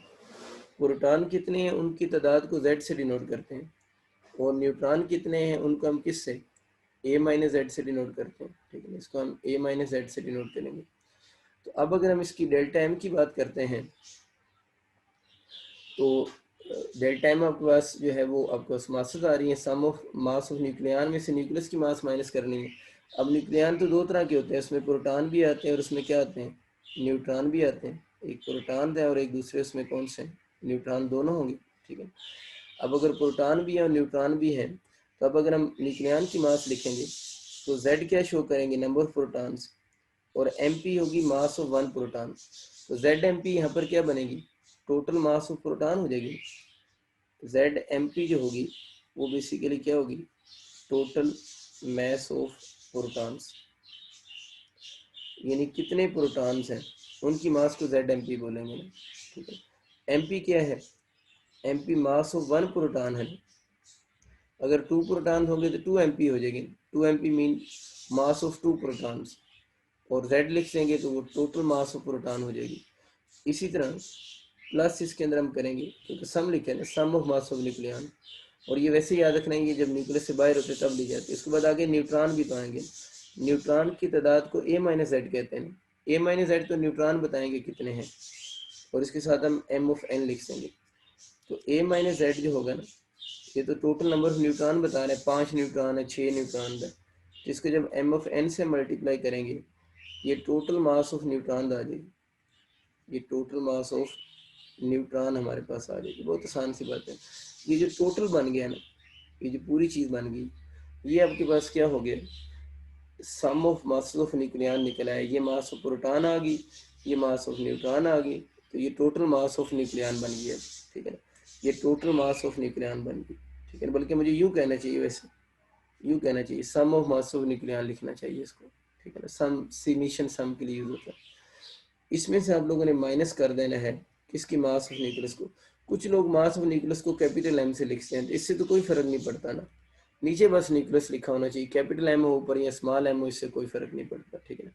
ये आपको बात समझ आ गई कि Z M P mass of proton, ये mass of neutron total minus mass of nucleus, this is called mass defect. अब इसके न्यूमेरिकल वगैरह तो आते नहीं है, इसका ज़्यादातर फार्मूला जो है वो आइडेंटिफाई होने के लिए बस आ सकता है कि आपसे वो मास डिफेक्ट का करेक्ट फार्मूला पूछे और आपको मास डिफेक्ट पता होना चाहिए। दूसरा आपको ये रिलेशन पता होना चाहिए कि sum of mass of nucleon greater होगी मास ऑफ न्यूक्लियस से। ये आपके कंसेप्टली बता दिए, जब ये वर्ड किसी भी जगह पर लिखा होता है इसका मतलब ये होता है कि ये वाली मास हम किधर से मेजर कर रहे हैं, आउटसाइड दी न्यूक्लियस मेजर कर रहे हैं, outside the nucleus mass measure हो रही होती है जब न्यूक्लियन वर्ड यूज होता है, क्योंकि न्यूक्लियस के अंदर तो वो बेसिकली जो है वो न्यूक्लियस की मास बन जाती है। ये डेल्टा एम मास डिफेक्ट है। अब मैं अगर ये बात बोलूँ तो क्या ठीक होगी ये बात कि ये वाली मास जो है अब न्यूक्लियस के पास नहीं है, जब न्यूक्लियस बना है तो ये वाली मास अब न्यूक्लियस के पास नहीं है, किधर गई है ये मास कि जब न्यूक्लियस बन रहा था ना, जब न्यूक्लियस की फॉर्मेशन हो रही थी, तो ये वो मास है डेल्टा एम जो एनर्जी में क्या होगी कन्वर्ट होगी, किसकी, एक ही है सबकी, सबकी ना, सबकी जो कंबाइंड मास प्रोटॉन और न्यूट्रॉन की कंबाइंड मास न्यूक्लियस की फॉर्मेशन के दौरान एक्सोथर्मिक प्रोसेस है ना, तो जो मास एनर्जी में कन्वर्ट हो गई है वो बेसिकली मास डिफेक्ट है। अब ये मास न्यूक्लियस के पास नहीं है, ये मास किधर गई है, ये वो मास है जो एनर्जी में कन्वर्ट हो गई है during the formation of nucleus. इसलिए कुछ लोग इस मास डिफेक्ट को मिसिंग मास भी बोलते हैं ना, यानी mass defect is also called missing mass. Missing mass इसको इसीलिए कहते हैं कि मिस हो गई है, किधर गई है, वो हमें समझ आ गया कि ये वाली मास जब न्यूक्लियस की फॉर्मेशन हो रही थी एनर्जी में कन्वर्ट हो गई। इसका एमसीक्यू समझ आ गया, आपका फार्मूला आइडेंटिफाई होने का एमसीक्यू आएगा, वो ऑर्डर बदल देगा, इसको इधर ले, मतलब इसकी जगह माइनस की जगह प्लस लिख देगा, यहाँ पर प्लस लगा देगा, ठीक है ना, या यहाँ पर क्या लगा देगा, माइनस लगा देगा, इस तरह डिफरेंट ऑप्शन बनाएगा, ठीक है ना। इसके साथ एम एन लिख देगा, इसके साथ एम पी लिख देगा, या मास ऑफ न्यूक्लियस के साथ यहाँ पर मास ऑफ प्रोटॉन लफ्स लिख देगा, इस तरह वो डिफरेंट ऑप्शन बनाएगा इसी इक्वेशन में छोटी छोटी चेंजेस करके। अगर आपको बेसिक कंसेप्ट पता है तो आप गेस कर लेंगे कि कौन सा फार्मूला उसका करेक्ट लिखा हुआ है। बहुत आसान क्वेश्चन होता है, थोड़ा सा आप लोगों ने बस बेसिक जो वर्किंग है उस पर कर लेना है, अदरवाइज आपको इंशाल्लाह इसमें मसला नहीं बनेगा, आसान सा कंसेप्ट है। अच्छा नेक्स्ट, इसी के साथ लिंक एक कंसेप्ट है बाइंडिंग एनर्जी का। बाइंडिंग एनर्जी को हम दो तरह से डिफाइन कर सकते हैं। बाइंडिंग एनर्जी में तो हम अभी ये बात कर सकते हैं, जब न्यूक्लियस बन रहा था, न्यूक्लियस की फॉर्मेशन कौन सा प्रोसेस है, एक्सोथर्मिक प्रोसेस है, उस प्रोसेस के दौरान अमाउंट ऑफ एनर्जी क्या हुई है, रिलीज हुई है ना, अमाउंट ऑफ एनर्जी रिलीज, कितनी अमाउंट ऑफ एनर्जी रिलीज हुई है during the formation of nucleus. Nucleus बन रहा था, एनर्जी रिलीज हो रही थी, कितनी एनर्जी रिलीज हुई है, that is called binding energy.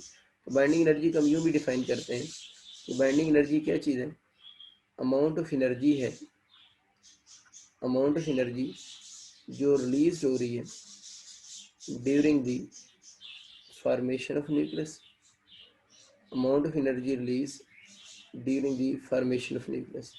यूँ भी आप कह सकते हैं कि न्यूक्लियस बन रहा था, जितनी अमाउंट ऑफ एनर्जी रिलीज हुई है उस अमाउंट ऑफ एनर्जी को हम बाइंडिंग एनर्जी कहेंगे। अच्छा, हम ये भी कह सकते हैं कि न्यूक्लियस बन गया, चले ये जनाब न्यूक्लियस बन गया, इस न्यूक्लियस को अगर आप ब्रेक करना चाहते हैं, अगर आप न्यूक्लियस को ब्रेक करना चाहते हैं तो जो मिनिमम अमाउंट ऑफ एनर्जी चाहिए होगी वो इसकी क्या होगी, बाइंडिंग एनर्जी होगी। असल में न्यूक्लियस की फॉर्मेशन के दौरान जितनी एनर्जी रिलीज हुई है ना, इस न्यूक्लियस को मतलब यूँ समझने कि अगर ये न्यूक्लियस जब बना है ना, इसने 5 mega electron volt energy release हुई है। अगर ये न्यूक्लियस बना है तो इसके दौरान 5 mega electron volt energy release हुई है। अब अगर आप इस न्यूक्लियस को ब्रेक करना चाह रहे हैं ना, तो मिनिमम आप इसको 5 इलेक्ट्रॉन वोल्ट एनर्जी देंगे तो ये ब्रेक होगा, अदरवाइज ये ब्रेक नहीं होगा। इसका मतलब ये कि बाइंडिंग एनर्जी को हम ब्रेक के सेंस में भी डिफाइन कर सकते हैं, क्योंकि अमाउंट तो बराबर है। अगर ये फॉर्मेशन के दौरान इसने 5 mega electron volt energy release की है, तो इस न्यूक्लियस को ब्रेक करने के लिए मिनिमम अमाउंट ऑफ एनर्जी जो चाहिए होगी वो भी कितनी होगी, 5 इलेक्ट्रॉन वोल्ट की होगी। तो बाइंडिंग एनर्जी को फिर दो तरह से डिफाइन किया जा सकता है, एक रिलीज के सेंस में और एक इस सेंस में, ब्रेकेज के सेंस में भी तो डिफाइन किया जा सकता है ना। तो इसको ज़्यादातर ये लोग भी लिख देते हैं कि amount of energy, concept value तो सेम है ना, अमाउंट ऑफ एनर्जी जो होती है required to break nucleus, required to break nucleus, कि किसी भी न्यूक्लियस को, बल्कि यूं लिखना चाहिए मुझे वैसे, कि the minimum amount of energy required to break nucleus, क्योंकि टूट तो ये 6 से भी जाएगा ही ना, 6 से भी ब्रेक तो हो जाएगा, ठीक है। तो minimum amount of energy required to break nucleus that is named as कौन सी, इट्स बाइंडिंग एनर्जी। ये जो लफ्ज मैंने लिखा है ना ब्रेक न्यूक्लियस, इसका मतलब ये होगा कि ये नहीं कि आप इस न्यूक्लियस को यूं दरमियान से ब्रेक कर रहे हैं, ठीक है ना। ब्रेक का मतलब वही होगा कि वो उसको सारे न्यूक्लियन इसके ब्रेक हो जाएंगे, यानी सब न्यूक्लियन एक दूसरे से क्या हो जाएंगे, अलग-अलग हो जाएंगे, जिस तरह पहले अलग-अलग थे न्यूक्लियस बनते हुए, जिस तरह अलग-अलग थे ना उसी तरह अलग-अलग हो जाएंगे। ब्रेक द न्यूक्लियस का मतलब है जिस तरह न्यूक्लियस बनने से पहले वो थे ना दूर दूर, उसी तरह दूर दूर हो जाएंगे। ब्रेक का मतलब ये है यहाँ पर, ठीक है। तो इसका मतलब कि बाइंडिंग एनर्जी को दोनों तरह से डिफाइन किया जा सकता है। Amount of energy release during the formation of nucleus, जितनी उसने एनर्जी रिलीज की है न्यूक्लियस बनते हुए वो बाइंडिंग एनर्जी है, या उस न्यूक्लियस को ब्रेक करने के लिए जो मिनिमम एनर्जी रिक्वायर्ड होगी वो उतनी रिक्वायर्ड होगी जितनी उसने फॉर्मेशन में क्या की, रिलीज की, वो बाइंडिंग एनर्जी। अब आप मुझे बताएं डेल्टा एम कौन सी मास है, ये मिसिंग मास है, ये वो मास है जो एनर्जी में क्या हो चुकी है, कन्वर्ट हो गई है। हमें वही तो एनर्जी चाहिए, हमें अमाउंट ऑफ एनर्जी चाहिए जो रिलीज हुई है, उसी को तो हम बाइंडिंग एनर्जी बोल रहे हैं। वो एनर्जी निकल सकती है, ये वो मास है जो एनर्जी में कन्वर्ट हुई है। तो मास की एनर्जी कैसे बनती है, उसको सी स्क्वायर से मल्टीप्लाई कर दो। तो अगर हम मास डिफेक्ट को, अगर हम किसको, ये आम मास नहीं है, ये एक स्पेशल टाइप की मास है जिसे मास डिफेक्ट कहते हैं, उसको सी स्क्वायर से मल्टीप्लाई कर देंगे तो आपकी कौन सी एनर्जी बन जाएगी, बाइंडिंग एनर्जी। तो बाइंडिंग एनर्जी हम कैसे निकालते हैं, मास डिफेक्ट को सी स्क्वायर से मल्टीप्लाई कर दें तो ये एनर्जी बनेगी विच इज नेम्ड एज कौन सी, बाइंडिंग एनर्जी से बोलेंगे। अब मास डिफेक्ट की इसमें वैल्यूज पुट कर दो। तो मास डिफेक्ट का आपको फार्मूला पता है ना, हमारे पास क्या होता है जेड एम पी। अब हर एक के साथ क्या लगाना पड़ेगा, सी स्क्वायर लिखना पड़ेगा, Z M P C square plus A minus Z mass of neutron into क्या हो जाएगा, C square minus mass of कौन सा, न्यूक्लियस के साथ भी क्या आ जाएगा, सी स्क्वायर, सबके साथ सी स्क्वायर आएगा। यानी जो आपके मास डिफेक्ट का फार्मूला था, हर टर्म के साथ आप लोगों ने क्या लिख देना है, सी स्क्वायर लिख देना है। तो वो फार्मूला बच्चों आप लोगों के पास जो बन जाएगा वो किस एनर्जी का बनेगा, फिर बाइंडिंग एनर्जी का बनेगा। मतलब जितनी भी टर्म्स हैं सबके साथ आप लोगों ने सी स्क्वायर लगा देना है, तो वो आपके पास बाइंडिंग एनर्जी का फार्मूला बन जाएगा, ठीक है। अच्छा, ये आपको बातें समझ आ गई। अब इसके कुछ छोटे छोटे एमसीक्यू देखते हैं, फिर आगे चलेंगे। आप लोगों ने याद रखना है इसका बहुत स्पेशल केस है हाइड्रोजन का। हाइड्रोजन की अगर हम बात करें ना, तो हाइड्रोजन का जो न्यूक्लियस होता है, हाइड्रोजन के न्यूक्लियस की बात कर रही है, हाइड्रोजन के न्यूक्लियस में तो कितने प्रोटॉन है, 1 प्रोटॉन होता है ना सिर्फ, ठीक है ना। तो हाइड्रोजन के न्यूक्लियस के बारे में याद रखना है, उसका मास डिफेक्ट 0 होता है। मास डिफेक्ट क्यों 0 होता है, मास डिफेक्ट होता है जब न्यूक्लियस बनता है तो जो मास चेंज होती है, इसमें तो है ही 1 प्रोटॉन, तो 1 प्रोटॉन जहां पर रखा होगा वो किसका न्यूक्लियस होगा, हाइड्रोजन का न्यूक्लियस काउंट होगा। तो वो तो अगर 2 पार्टिकल हो ना मिनिमम, फिर मास डिफेक्ट का कंसेप्ट आता है ना। तो हाइड्रोजन का मास डिफेक्ट 0 होता है, नहीं हाइड्रोजन की। अच्छा, हाइड्रोजन जब हम वर्ड लिखते हैं ना, इसका मतलब हमारा 1H1 होता है। वैसे 1H1 हम किसे बोलते हैं, प्रोटीन। जब सिंपल वर्ड यूज होता है ना, इसका मतलब वो प्रोटीन ही और होता है। तो प्रोटीन का मास डिफेक्ट 0 होता है, ठीक है। अगर आपको कभी क्वेश्चन आ जाए ना 1H2 जो होता है या 1H3, ये भी होते तो हाइड्रोजन ही है ना, हाइड्रोजन के आइसोटोप्स हैं, इनके बारे में याद रखना है, इनका मास डिफेक्ट 0 नहीं होता। जब इनका मास डिफेक्ट 0 नहीं होता तो इनकी बाइंडिंग एनर्जी भी फिर 0 नहीं होगी। तो जो हम बोल रहे हैं ना कि मास डिफेक्ट 0 होगा, हाइड्रोजन का मास डिफेक्ट 0 होगा। और सिंपल जब भी किसी जगह हाइड्रोजन वर्ड लिखा हुआ आता है, उसका मतलब प्रोटियम होता है। प्रोटियम के पास कोई न्यूट्रॉन नहीं है, इसके पास तो देखें 1 प्रोटॉन 1 न्यूट्रॉन, इसके पास 1 प्रोटॉन 2 न्यूट्रॉन, इनका तो मास डिफेक्ट 0 नहीं होगा ना। तो जो मास डिफेक्ट 0 होगा वो आपके पास सिर्फ प्रोटियम का मास डिफेक्ट 0 होगा। जब सिंपल हाइड्रोजन वर्ड का भी यूज हो जाए, वो क्वेश्चन का सेंस एक समझ आ जाता है, तो वो प्रोटियम की बात कर रहा होता है। तो हाइड्रोजन का जब हम बोलते हैं मास डिफेक्ट 0 होता है, इसका मतलब प्रोटियम का 0 होता है। ड्यूटियम का और ट्रीटियम का मास डिफेक्ट और बाइंडिंग एनर्जी 0 नहीं होती। तो पंजाब की बुक में जो उसने डिस्कशन की, उसने हाइड्रोजन वर्ड बुक में लिखा हुआ, तो वहां पर उसके हाइड्रोजन लिखने का मतलब प्रोटियम ही था। अगर इसका मास डिफेक्ट 0 है तो इस फार्मूले में वैल्यूज पुट करो, जब ये 0 है तो इसकी बाइंडिंग एनर्जी भी 0 होगी। तो अगर आपसे पूछे ना क्या किसी न्यूक्लियस का मास डिफेक्ट या बाइंडिंग एनर्जी जीरो हो सकती है, तो हम कहते हैं यस जीरो हो सकती है, और वो सिर्फ एक स्पेशल केस हाइड्रोजन का है, उसकी मास डिफेक्ट या बाइंडिंग एनर्जी जीरो होगी। फिर आप लोगों ने 1U पढ़ा होगा, 1U mean 1 atomic mass unit. इस 1 एटॉमिक मास यूनिट के बारे में आप लोगों ने याद रखना, अगर इसको हम किलोग्राम की फॉर्म में लिखें 1.6606 इंटू 10⁻⁻27 kg बनेगा ना, ये 1 एटॉमिक मास यूनिट होता है, 1.66 इंटू -06 और इंटू पावर -27 kg, ये किलोग्राम में लिखा हुआ है। इस किलोग्राम को हम एनर्जी में भी तो कन्वर्ट कर सकते हैं, कैसे कन्वर्ट करेंगे? यहाँ पर हम इसकी मास लिखे ना, डेल्टा एम की जगह ये लिख सें, मास समझ रहे हैं इसको, ये मास है, यहाँ पर इसको लिखे और इसको सी स्क्वायर से मल्टीप्लाई करें, सी तो स्पीड ऑफ लाइट है ना, तो हमारे पास एनर्जी कैलकुलेट हो जाएगी। डेल्टा एम ना समझो, आप कंफ्यूज हो रहे होंगे डेल्टा एम में क्यों पुट कर रहे हैं, छोड़े डेल्टा एम को, इधर आ जाए, एम सी स्क्वायर लिख लेना। आपका ये मास है ना, इस मास को सी स्क्वायर से मल्टीप्लाई करो ना, इस मास को सी स्क्वायर से मल्टीप्लाई करो तो एनर्जी बन जाएगी। तो 1 एटॉमिक मास यूनिट की जो एनर्जी बनती है वो आप लोगों ने याद रखना है 931 मेगा इलेक्ट्रॉन वोल्ट बनती है। दोनों एमसीक्यू आ सकते हैं, अगर आपसे पूछे ना 1 एटॉमिक मास यूनिट कितने केजी की इक्वल होगा, तो ये वाले किलोग्राम बनेंगे। अगर एनर्जी बोलेगा तो आपके पास 931 मेगा इलेक्ट्रॉन वोल्ट एनर्जी की इक्वल होगा। तो ये दोनों बातें याद रखनी है कि आपके पास वो पूछ सकता है कि ये कितने किलोग्राम की इक्वल होता है, और अगर इसको किलोग्राम की बजाय वो आप लोगों से इसको किस फॉर्म में, मेगा इलेक्ट्रॉन वोल्ट की फॉर्म में पूछ लें, तो मेगा इलेक्ट्रॉन वोल्ट की फॉर्म में भी आपको लिखना आना चाहिए। बड़ी आसान सा कंसेप्ट है, इसमें खास चीज़ कोई नहीं है। और अगर इसको जौल में पूछ लेते हैं ना आप लोगों से, ठीक है ना, तो जौल में पूछ ले तो 1.49 इंटू 10⁻⁻10 जौल की इक्वल होगा ये, ठीक है।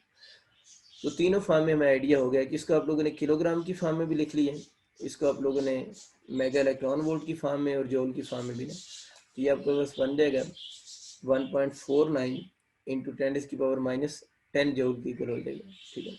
अगर आप इसको इलेक्ट्रॉन वोल्ट की फॉर्म में कभी पूछ रहे हो तो आप ऊपर वाले फार्मूले से भी बना सकते हैं वैसे, लेकिन मैं लिख सकता हूँ 9.31 इंटू 10⁸ क्या होगा, इलेक्ट्रॉन वोल्ट होगा।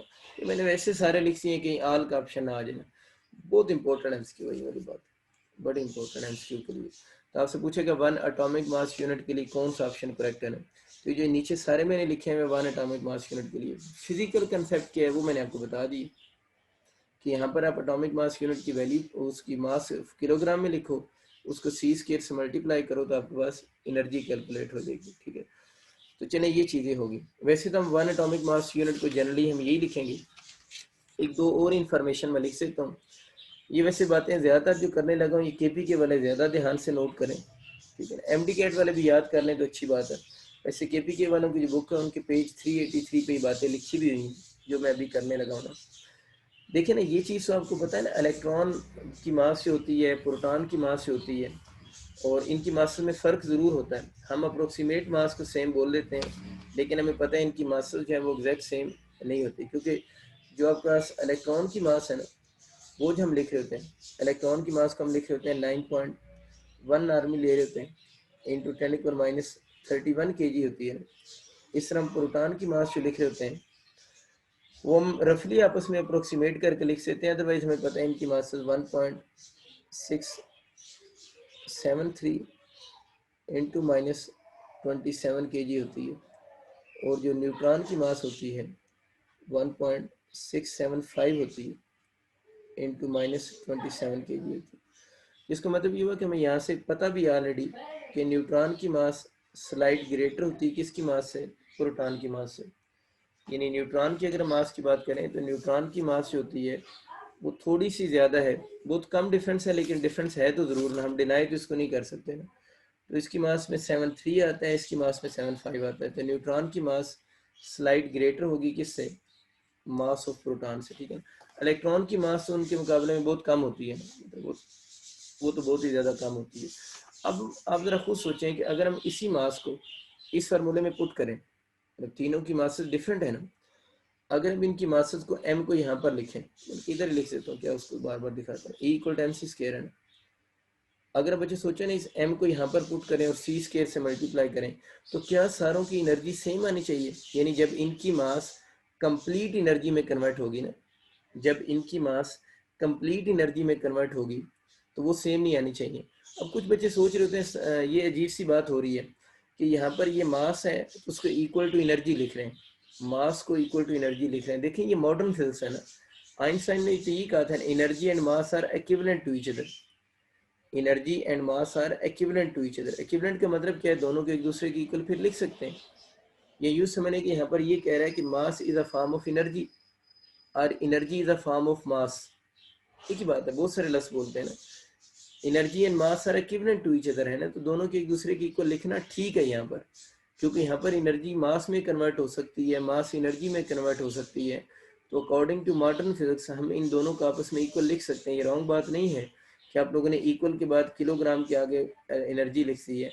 क्लासिकल फिजिक्स में ये बात गलत है, वहां पर किलोग्राम को इक्वल टू एनर्जी नहीं लिख सकते, लेकिन यहाँ पर आप लोग लिख सकते हैं, ठीक है ना, क्योंकि यहाँ पर मास और एनर्जी एक ही चीज़ है, क्योंकि एक दूसरे में वो कन्वर्ट हो जाते हैं। तो मैं बात इतनी सी बताना चाह रहा था कि इंसानों की मासेस डिफरेंट है, जब जब इस फॉर्मूले में पुट करेंगे तो एनर्जी डिफरेंट तो नहीं आए, मतलब एनर्जी सेम तो नहीं आएंगी ना, इनकी एनर्जी थोड़ी थोड़ी डिफरेंट होगी। तो आप लोगों ने बच्चों याद ही रखना है कि अगर हम मास ऑफ इलेक्ट्रॉन ये लिखी हुई, मतलब मुझे अब इधर ही लिखना पड़ेगा फिर आपको सही समझ आएगा। इसको अगर हम इसकी मास को, बल्कि उधर जगह कम है, मास ऑफ इलेक्ट्रॉन आप लोगों ने लिखी ना 9.1, पूरा अगर लिखूं तो ये बनेगी 9.101 इंटू -31 kg। ज़रा जल्दी से देख सकते हैं, इसी को मैं यूँ लिख सकता हूँ 5.485 इंटू -4 एटॉमिक मास यूनिट, ठीक है ना, 5.485 इंटू एटॉमिक मास यूनिट, ठीक है ना। ये जो एटॉमिक मास यूनिट की फॉर्म है ना, केपीके वाले तो यही चीज़ नोट कर लें, ठीक है, केपीके वाले तो ये एटॉमिक मास यूनिट की ये फॉर्म नोट करें। लेकिन जो एमडी कैट के स्टूडेंट है ना, ये वाली बात कर रहा हूँ, ये मास्टर्स तो सब ने सेम याद करनी है ना, लेकिन ये जो एटॉमिक मास यूनिट वाली बात है ना, तो जो पंजाब के स्टूडेंट्स हैं ना, वो अपना पेज नंबर जो बुक में 222 है ना, उस टेबल को लाजमी देख लीजिएगा एक दफ़ा, सारे टेबल को देख लेंगे। एमडी कैट के बच्चे पेज 222 पे टेबल बना है, उस टेबल में क्या है, उस टेबल में सिर्फ आपके पास एटॉमिक मास यूनिट की फॉर्म में मासेस लिखे हैं, ये देख लें, ये टेबल की बात कर रहा हूँ।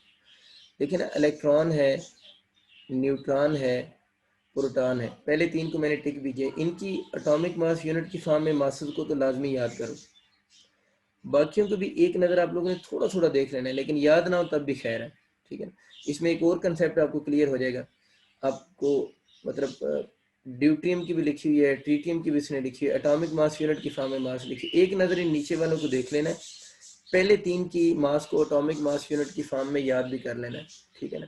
तो पहले तीन को तो आप एग्जैक्ट याद कर लोगे, और बाकी तीनों को आप थोड़ा सा देख भी लें तो तब भी खैर, ठीक है। तो ये आपकी बुक में टेबल बना हुआ है, पंजाब की बुक में, केपीके की बुक में उसने एग्जैक्ट इसको पावर में लिखा हुआ है। मैंने इसलिए कहा है ना कि आपकी यहाँ पर 10 की पावर में लिखा हुआ है ना एटॉमिक मास यूनिट, पंजाब की बुक में पावर के बिना वो उसने पॉइंट्स की फॉर्म में लिखा है। तो कुछ बच्चे कंफ्यूज हो जाते हैं कि शायद केपीके में और लिखा हुआ है, पंजाब में और लिखा हुआ है, वही लिखा हुआ है, बस उसने ये पावर को हटाकर पॉइंट्स की फॉर्म में लिखा हुआ है एटॉमिक मास यूनिट को। तो बात एक ही है, टेबल से याद कर लो, ये याद कर लो, टेबल में सिर्फ ये होगा कि पावर नहीं लिखी, पावर को डिवाइड करके लिखा, फर्क नहीं पड़ेगा। जो बात करवाने वाली है वो ये एक और है, टेबल आदमी याद करना, बस टेबल याद करें। जो पंजाब के स्टूडेंट्स है, पहली तीन वैल्यूज़ को तो हर हाल में याद करना है, नीचे वाली वैल्यूज़ को याद नहीं करना, बस एक नज़र थोड़ा सा देख लेना है, याद नहीं करना नीचे वाली वैल्यूज़, पहली तीन लाजमी याद करना। अच्छा, मैं ये बात जो करना चाह रहा था वो तो एटॉमिक मास यूनिट दरमियान में वैसे गुस्सा है, वो एनर्जी की थी ना, इसको जब आप उस फार्मूले में पुट करके सॉल्व करोगे ना, तो आप लोगों ने डायरेक्ट याद करना है, ई को टाइम सी स्क्वायर से मास को नहीं पुट करना, तो वो जो एनर्जी बनेगी वो 0.51 मेगा इलेक्ट्रॉन वोल्ट बनेगी। इसका मतलब ये हुआ इलेक्ट्रॉन की मास को जब एनर्जी में कन्वर्ट करते हैं तो कितनी एनर्जी बनती है, 0.51 मेगा इलेक्ट्रॉन वोल्ट। ये तो आपको वैसे भी याद होगा, कैसे याद होगा, आपको याद है आपने पेयर प्रोडक्शन पढ़ा था, पेयर प्रोडक्शन में हम लोगों ने क्या कहा था, जब इलेक्ट्रॉन और पॉजिट्रॉन बनते हैं और इलेक्ट्रॉन और पॉजिट्रॉन एनर्जी में जब कन्वर्ट होते हैं तो हर एक की एनर्जी कितनी होती है, 0.51 मेगा इलेक्ट्रॉन वोल्ट नहीं होगी। हम लोगों ने कहा था गैमा रे फोटोन आ रहा है, उससे इलेक्ट्रॉन और पॉजिट्रॉन बन रहे हैं, और हम लोगों ने कहा था इलेक्ट्रॉन और पॉजिट्रॉन की रेस्ट मास एनर्जी जो होगी वो यही लिखवाई थी, 0.51 मेगा इलेक्ट्रॉन वोल्ट। उधर से भी याद रख सकते हो, पेयर प्रोडक्शन हिंट है इसका, अगर भूल भी जाए ना कभी तो ये वाली बात आप लोगों ने पेयर प्रोडक्शन में भी लिखी थी, इलेक्ट्रॉन की रेस्ट मास एनर्जी कितनी होती है। देखिए ना, ये मास कौन सी रेस्ट मास है, जब इलेक्ट्रॉन रेस्ट में है, तो अगर रेस्ट मास है तो एनर्जी जो होगी वो भी कौन सी होगी, फिर रेस्ट मास एनर्जी निकल रही होगी ना, मास अगर रेस्ट में है तो एनर्जी भी रेस्ट मास एनर्जी होगी, मतलब जब वो रेस्ट में है तब एनर्जी है ये। इस तरह प्रोटॉन की मास अभी आप लोगों ने ऊपर लिखी हुई है 1.673 इंटू -27 kg। इसको अगर हम उस फॉर्म में लिखें तो 1.007 आपका एटॉमिक मास यूनिट की फॉर्म में आ जाएगा, ठीक है। और अगर हम इसको एनर्जी में कन्वर्ट करते हैं, एनर्जी में कन्वर्ट कर दें तो 937 मेगा इलेक्ट्रॉन वोल्ट हो, 937 मेगा इलेक्ट्रॉन वोल्ट। ये इसने डायरेक्ट लिखा हुआ है, पंजाब की बुक में इसने इसको थोड़ा सा राउंड ऑफ करके लिखा हुआ है, लेकिन बनता यही है वहाँ पर 1.007, ठीक है। आप इसको चाहें तो पावर की फॉर्म में भी लिख सकते हैं। एनर्जी 931 याद कर, 937 याद कर लेनी। न्यूट्रॉन की मास अभी आपको बताई है 1.675 होती है इंटू -27 kg होती है। इसको बच्चों अगर हम एटॉमिक मास यूनिट की फॉर्म में लिखें तो 1.008 एटॉमिक मास यूनिट बनेगा, 1.008 एटॉमिक मास यूनिट, ठीक है। अगर हम इसको एनर्जी में कन्वर्ट करें तो इसकी जो एनर्जी बनती है वो 938 मेगा इलेक्ट्रॉन वोल्ट बनती है, ठीक है। सारी बातें बच्चों करवाने का मकसद सिर्फ ये था कि आपको ये पता हो कि अगर आपका एमसीक्यू आ जाता है ना पेपर में, ये असल में बाइंडिंग एनर्जी के क्वेश्चन करवा रहा था। अगर आपको क्वेश्चन पेपर में ये आएगा कि अगर हम इलेक्ट्रॉन की मास को, इलेक्ट्रॉन की रेस्ट मास को एनर्जी में कन्वर्ट करें तो कितनी इलेक्ट्रॉन, यानी इलेक्ट्रॉन अगर कंप्लीट एनर्जी में कन्वर्ट हो जाए, इलेक्ट्रॉन अगर कंप्लीट एनर्जी में कन्वर्ट हो जाए, ई को टाइम से स्क्वायर समझा रहा हूँ ना, यानी इलेक्ट्रॉन की मास, इलेक्ट्रॉन अगर कंप्लीट एनर्जी में कन्वर्ट हो जाएगी तो कितनी एनर्जी जनरेट होगी। तो इलेक्ट्रॉन जब एनर्जी में कन्वर्ट होगा ये आपको एनर्जी कन्वर्ट देगा आपको। प्रोटॉन अगर कंप्लीट एनर्जी में कन्वर्ट हो जाएगा तो ये अमाउंट ऑफ एनर्जी रिलीज होगी। इलेक्ट्रॉन की मास अगर एनर्जी, न्यूट्रॉन की मास अगर एनर्जी में कन्वर्ट हो जाएगी तो ये अमाउंट ऑफ एनर्जी रिलीज होगी। अब पेपर में यूं भी एमसीक्यू आ सकता है, वो आपको ये वाली मास देगा जानबूझ के, वो कहेगा convert this mass into energy, वो बोलेगा convert this mass into energy, तो आप डायरेक्ट कन्वर्ट करो, आप डायरेक्ट लिखो ना 938 बनेंगे। मैं पता है ये किसकी मास लिखी हुई है, न्यूट्रॉन की मास है। वो आपको पेपर में ये वाली मास देगा, वो ये नहीं बताएगा प्रोटॉन की मास है, आपको खुद पता होना चाहिए प्रोटॉन की मास है। कहेगा कन्वर्ट दिस इनटू एनर्जी, हम लोगों ने डायरेक्ट याद किया हुआ, वो ये वाली मास देगा और कहेगा convert this mass into energy. हम लोगों ने डायरेक्ट देखा हुआ है कि ये मास कितनी बनती है, direct energy 0.51 mega electron volt बनती है। तो मतलब आपको समझ आ गई बात कि जब आपके एमसीक्यू आएंगे जो आपको लग रहा होगा विदाउट कैलकुलेटर सॉल्व नहीं होते, वो असल में आपको डायरेक्ट याद ही रखने हैं। ये बात अपनी जगह बिल्कुल ठीक है कि ये वाले क्वेश्चन विदाउट कैलकुलेटर सॉल्व नहीं होते, लेकिन ये बेसिक पैरामीटर्स हैं जो आप लोगों ने इस बुक को चलाने के लिए अपने याद रखने हैं। इन चीज़ों को आप लोगों ने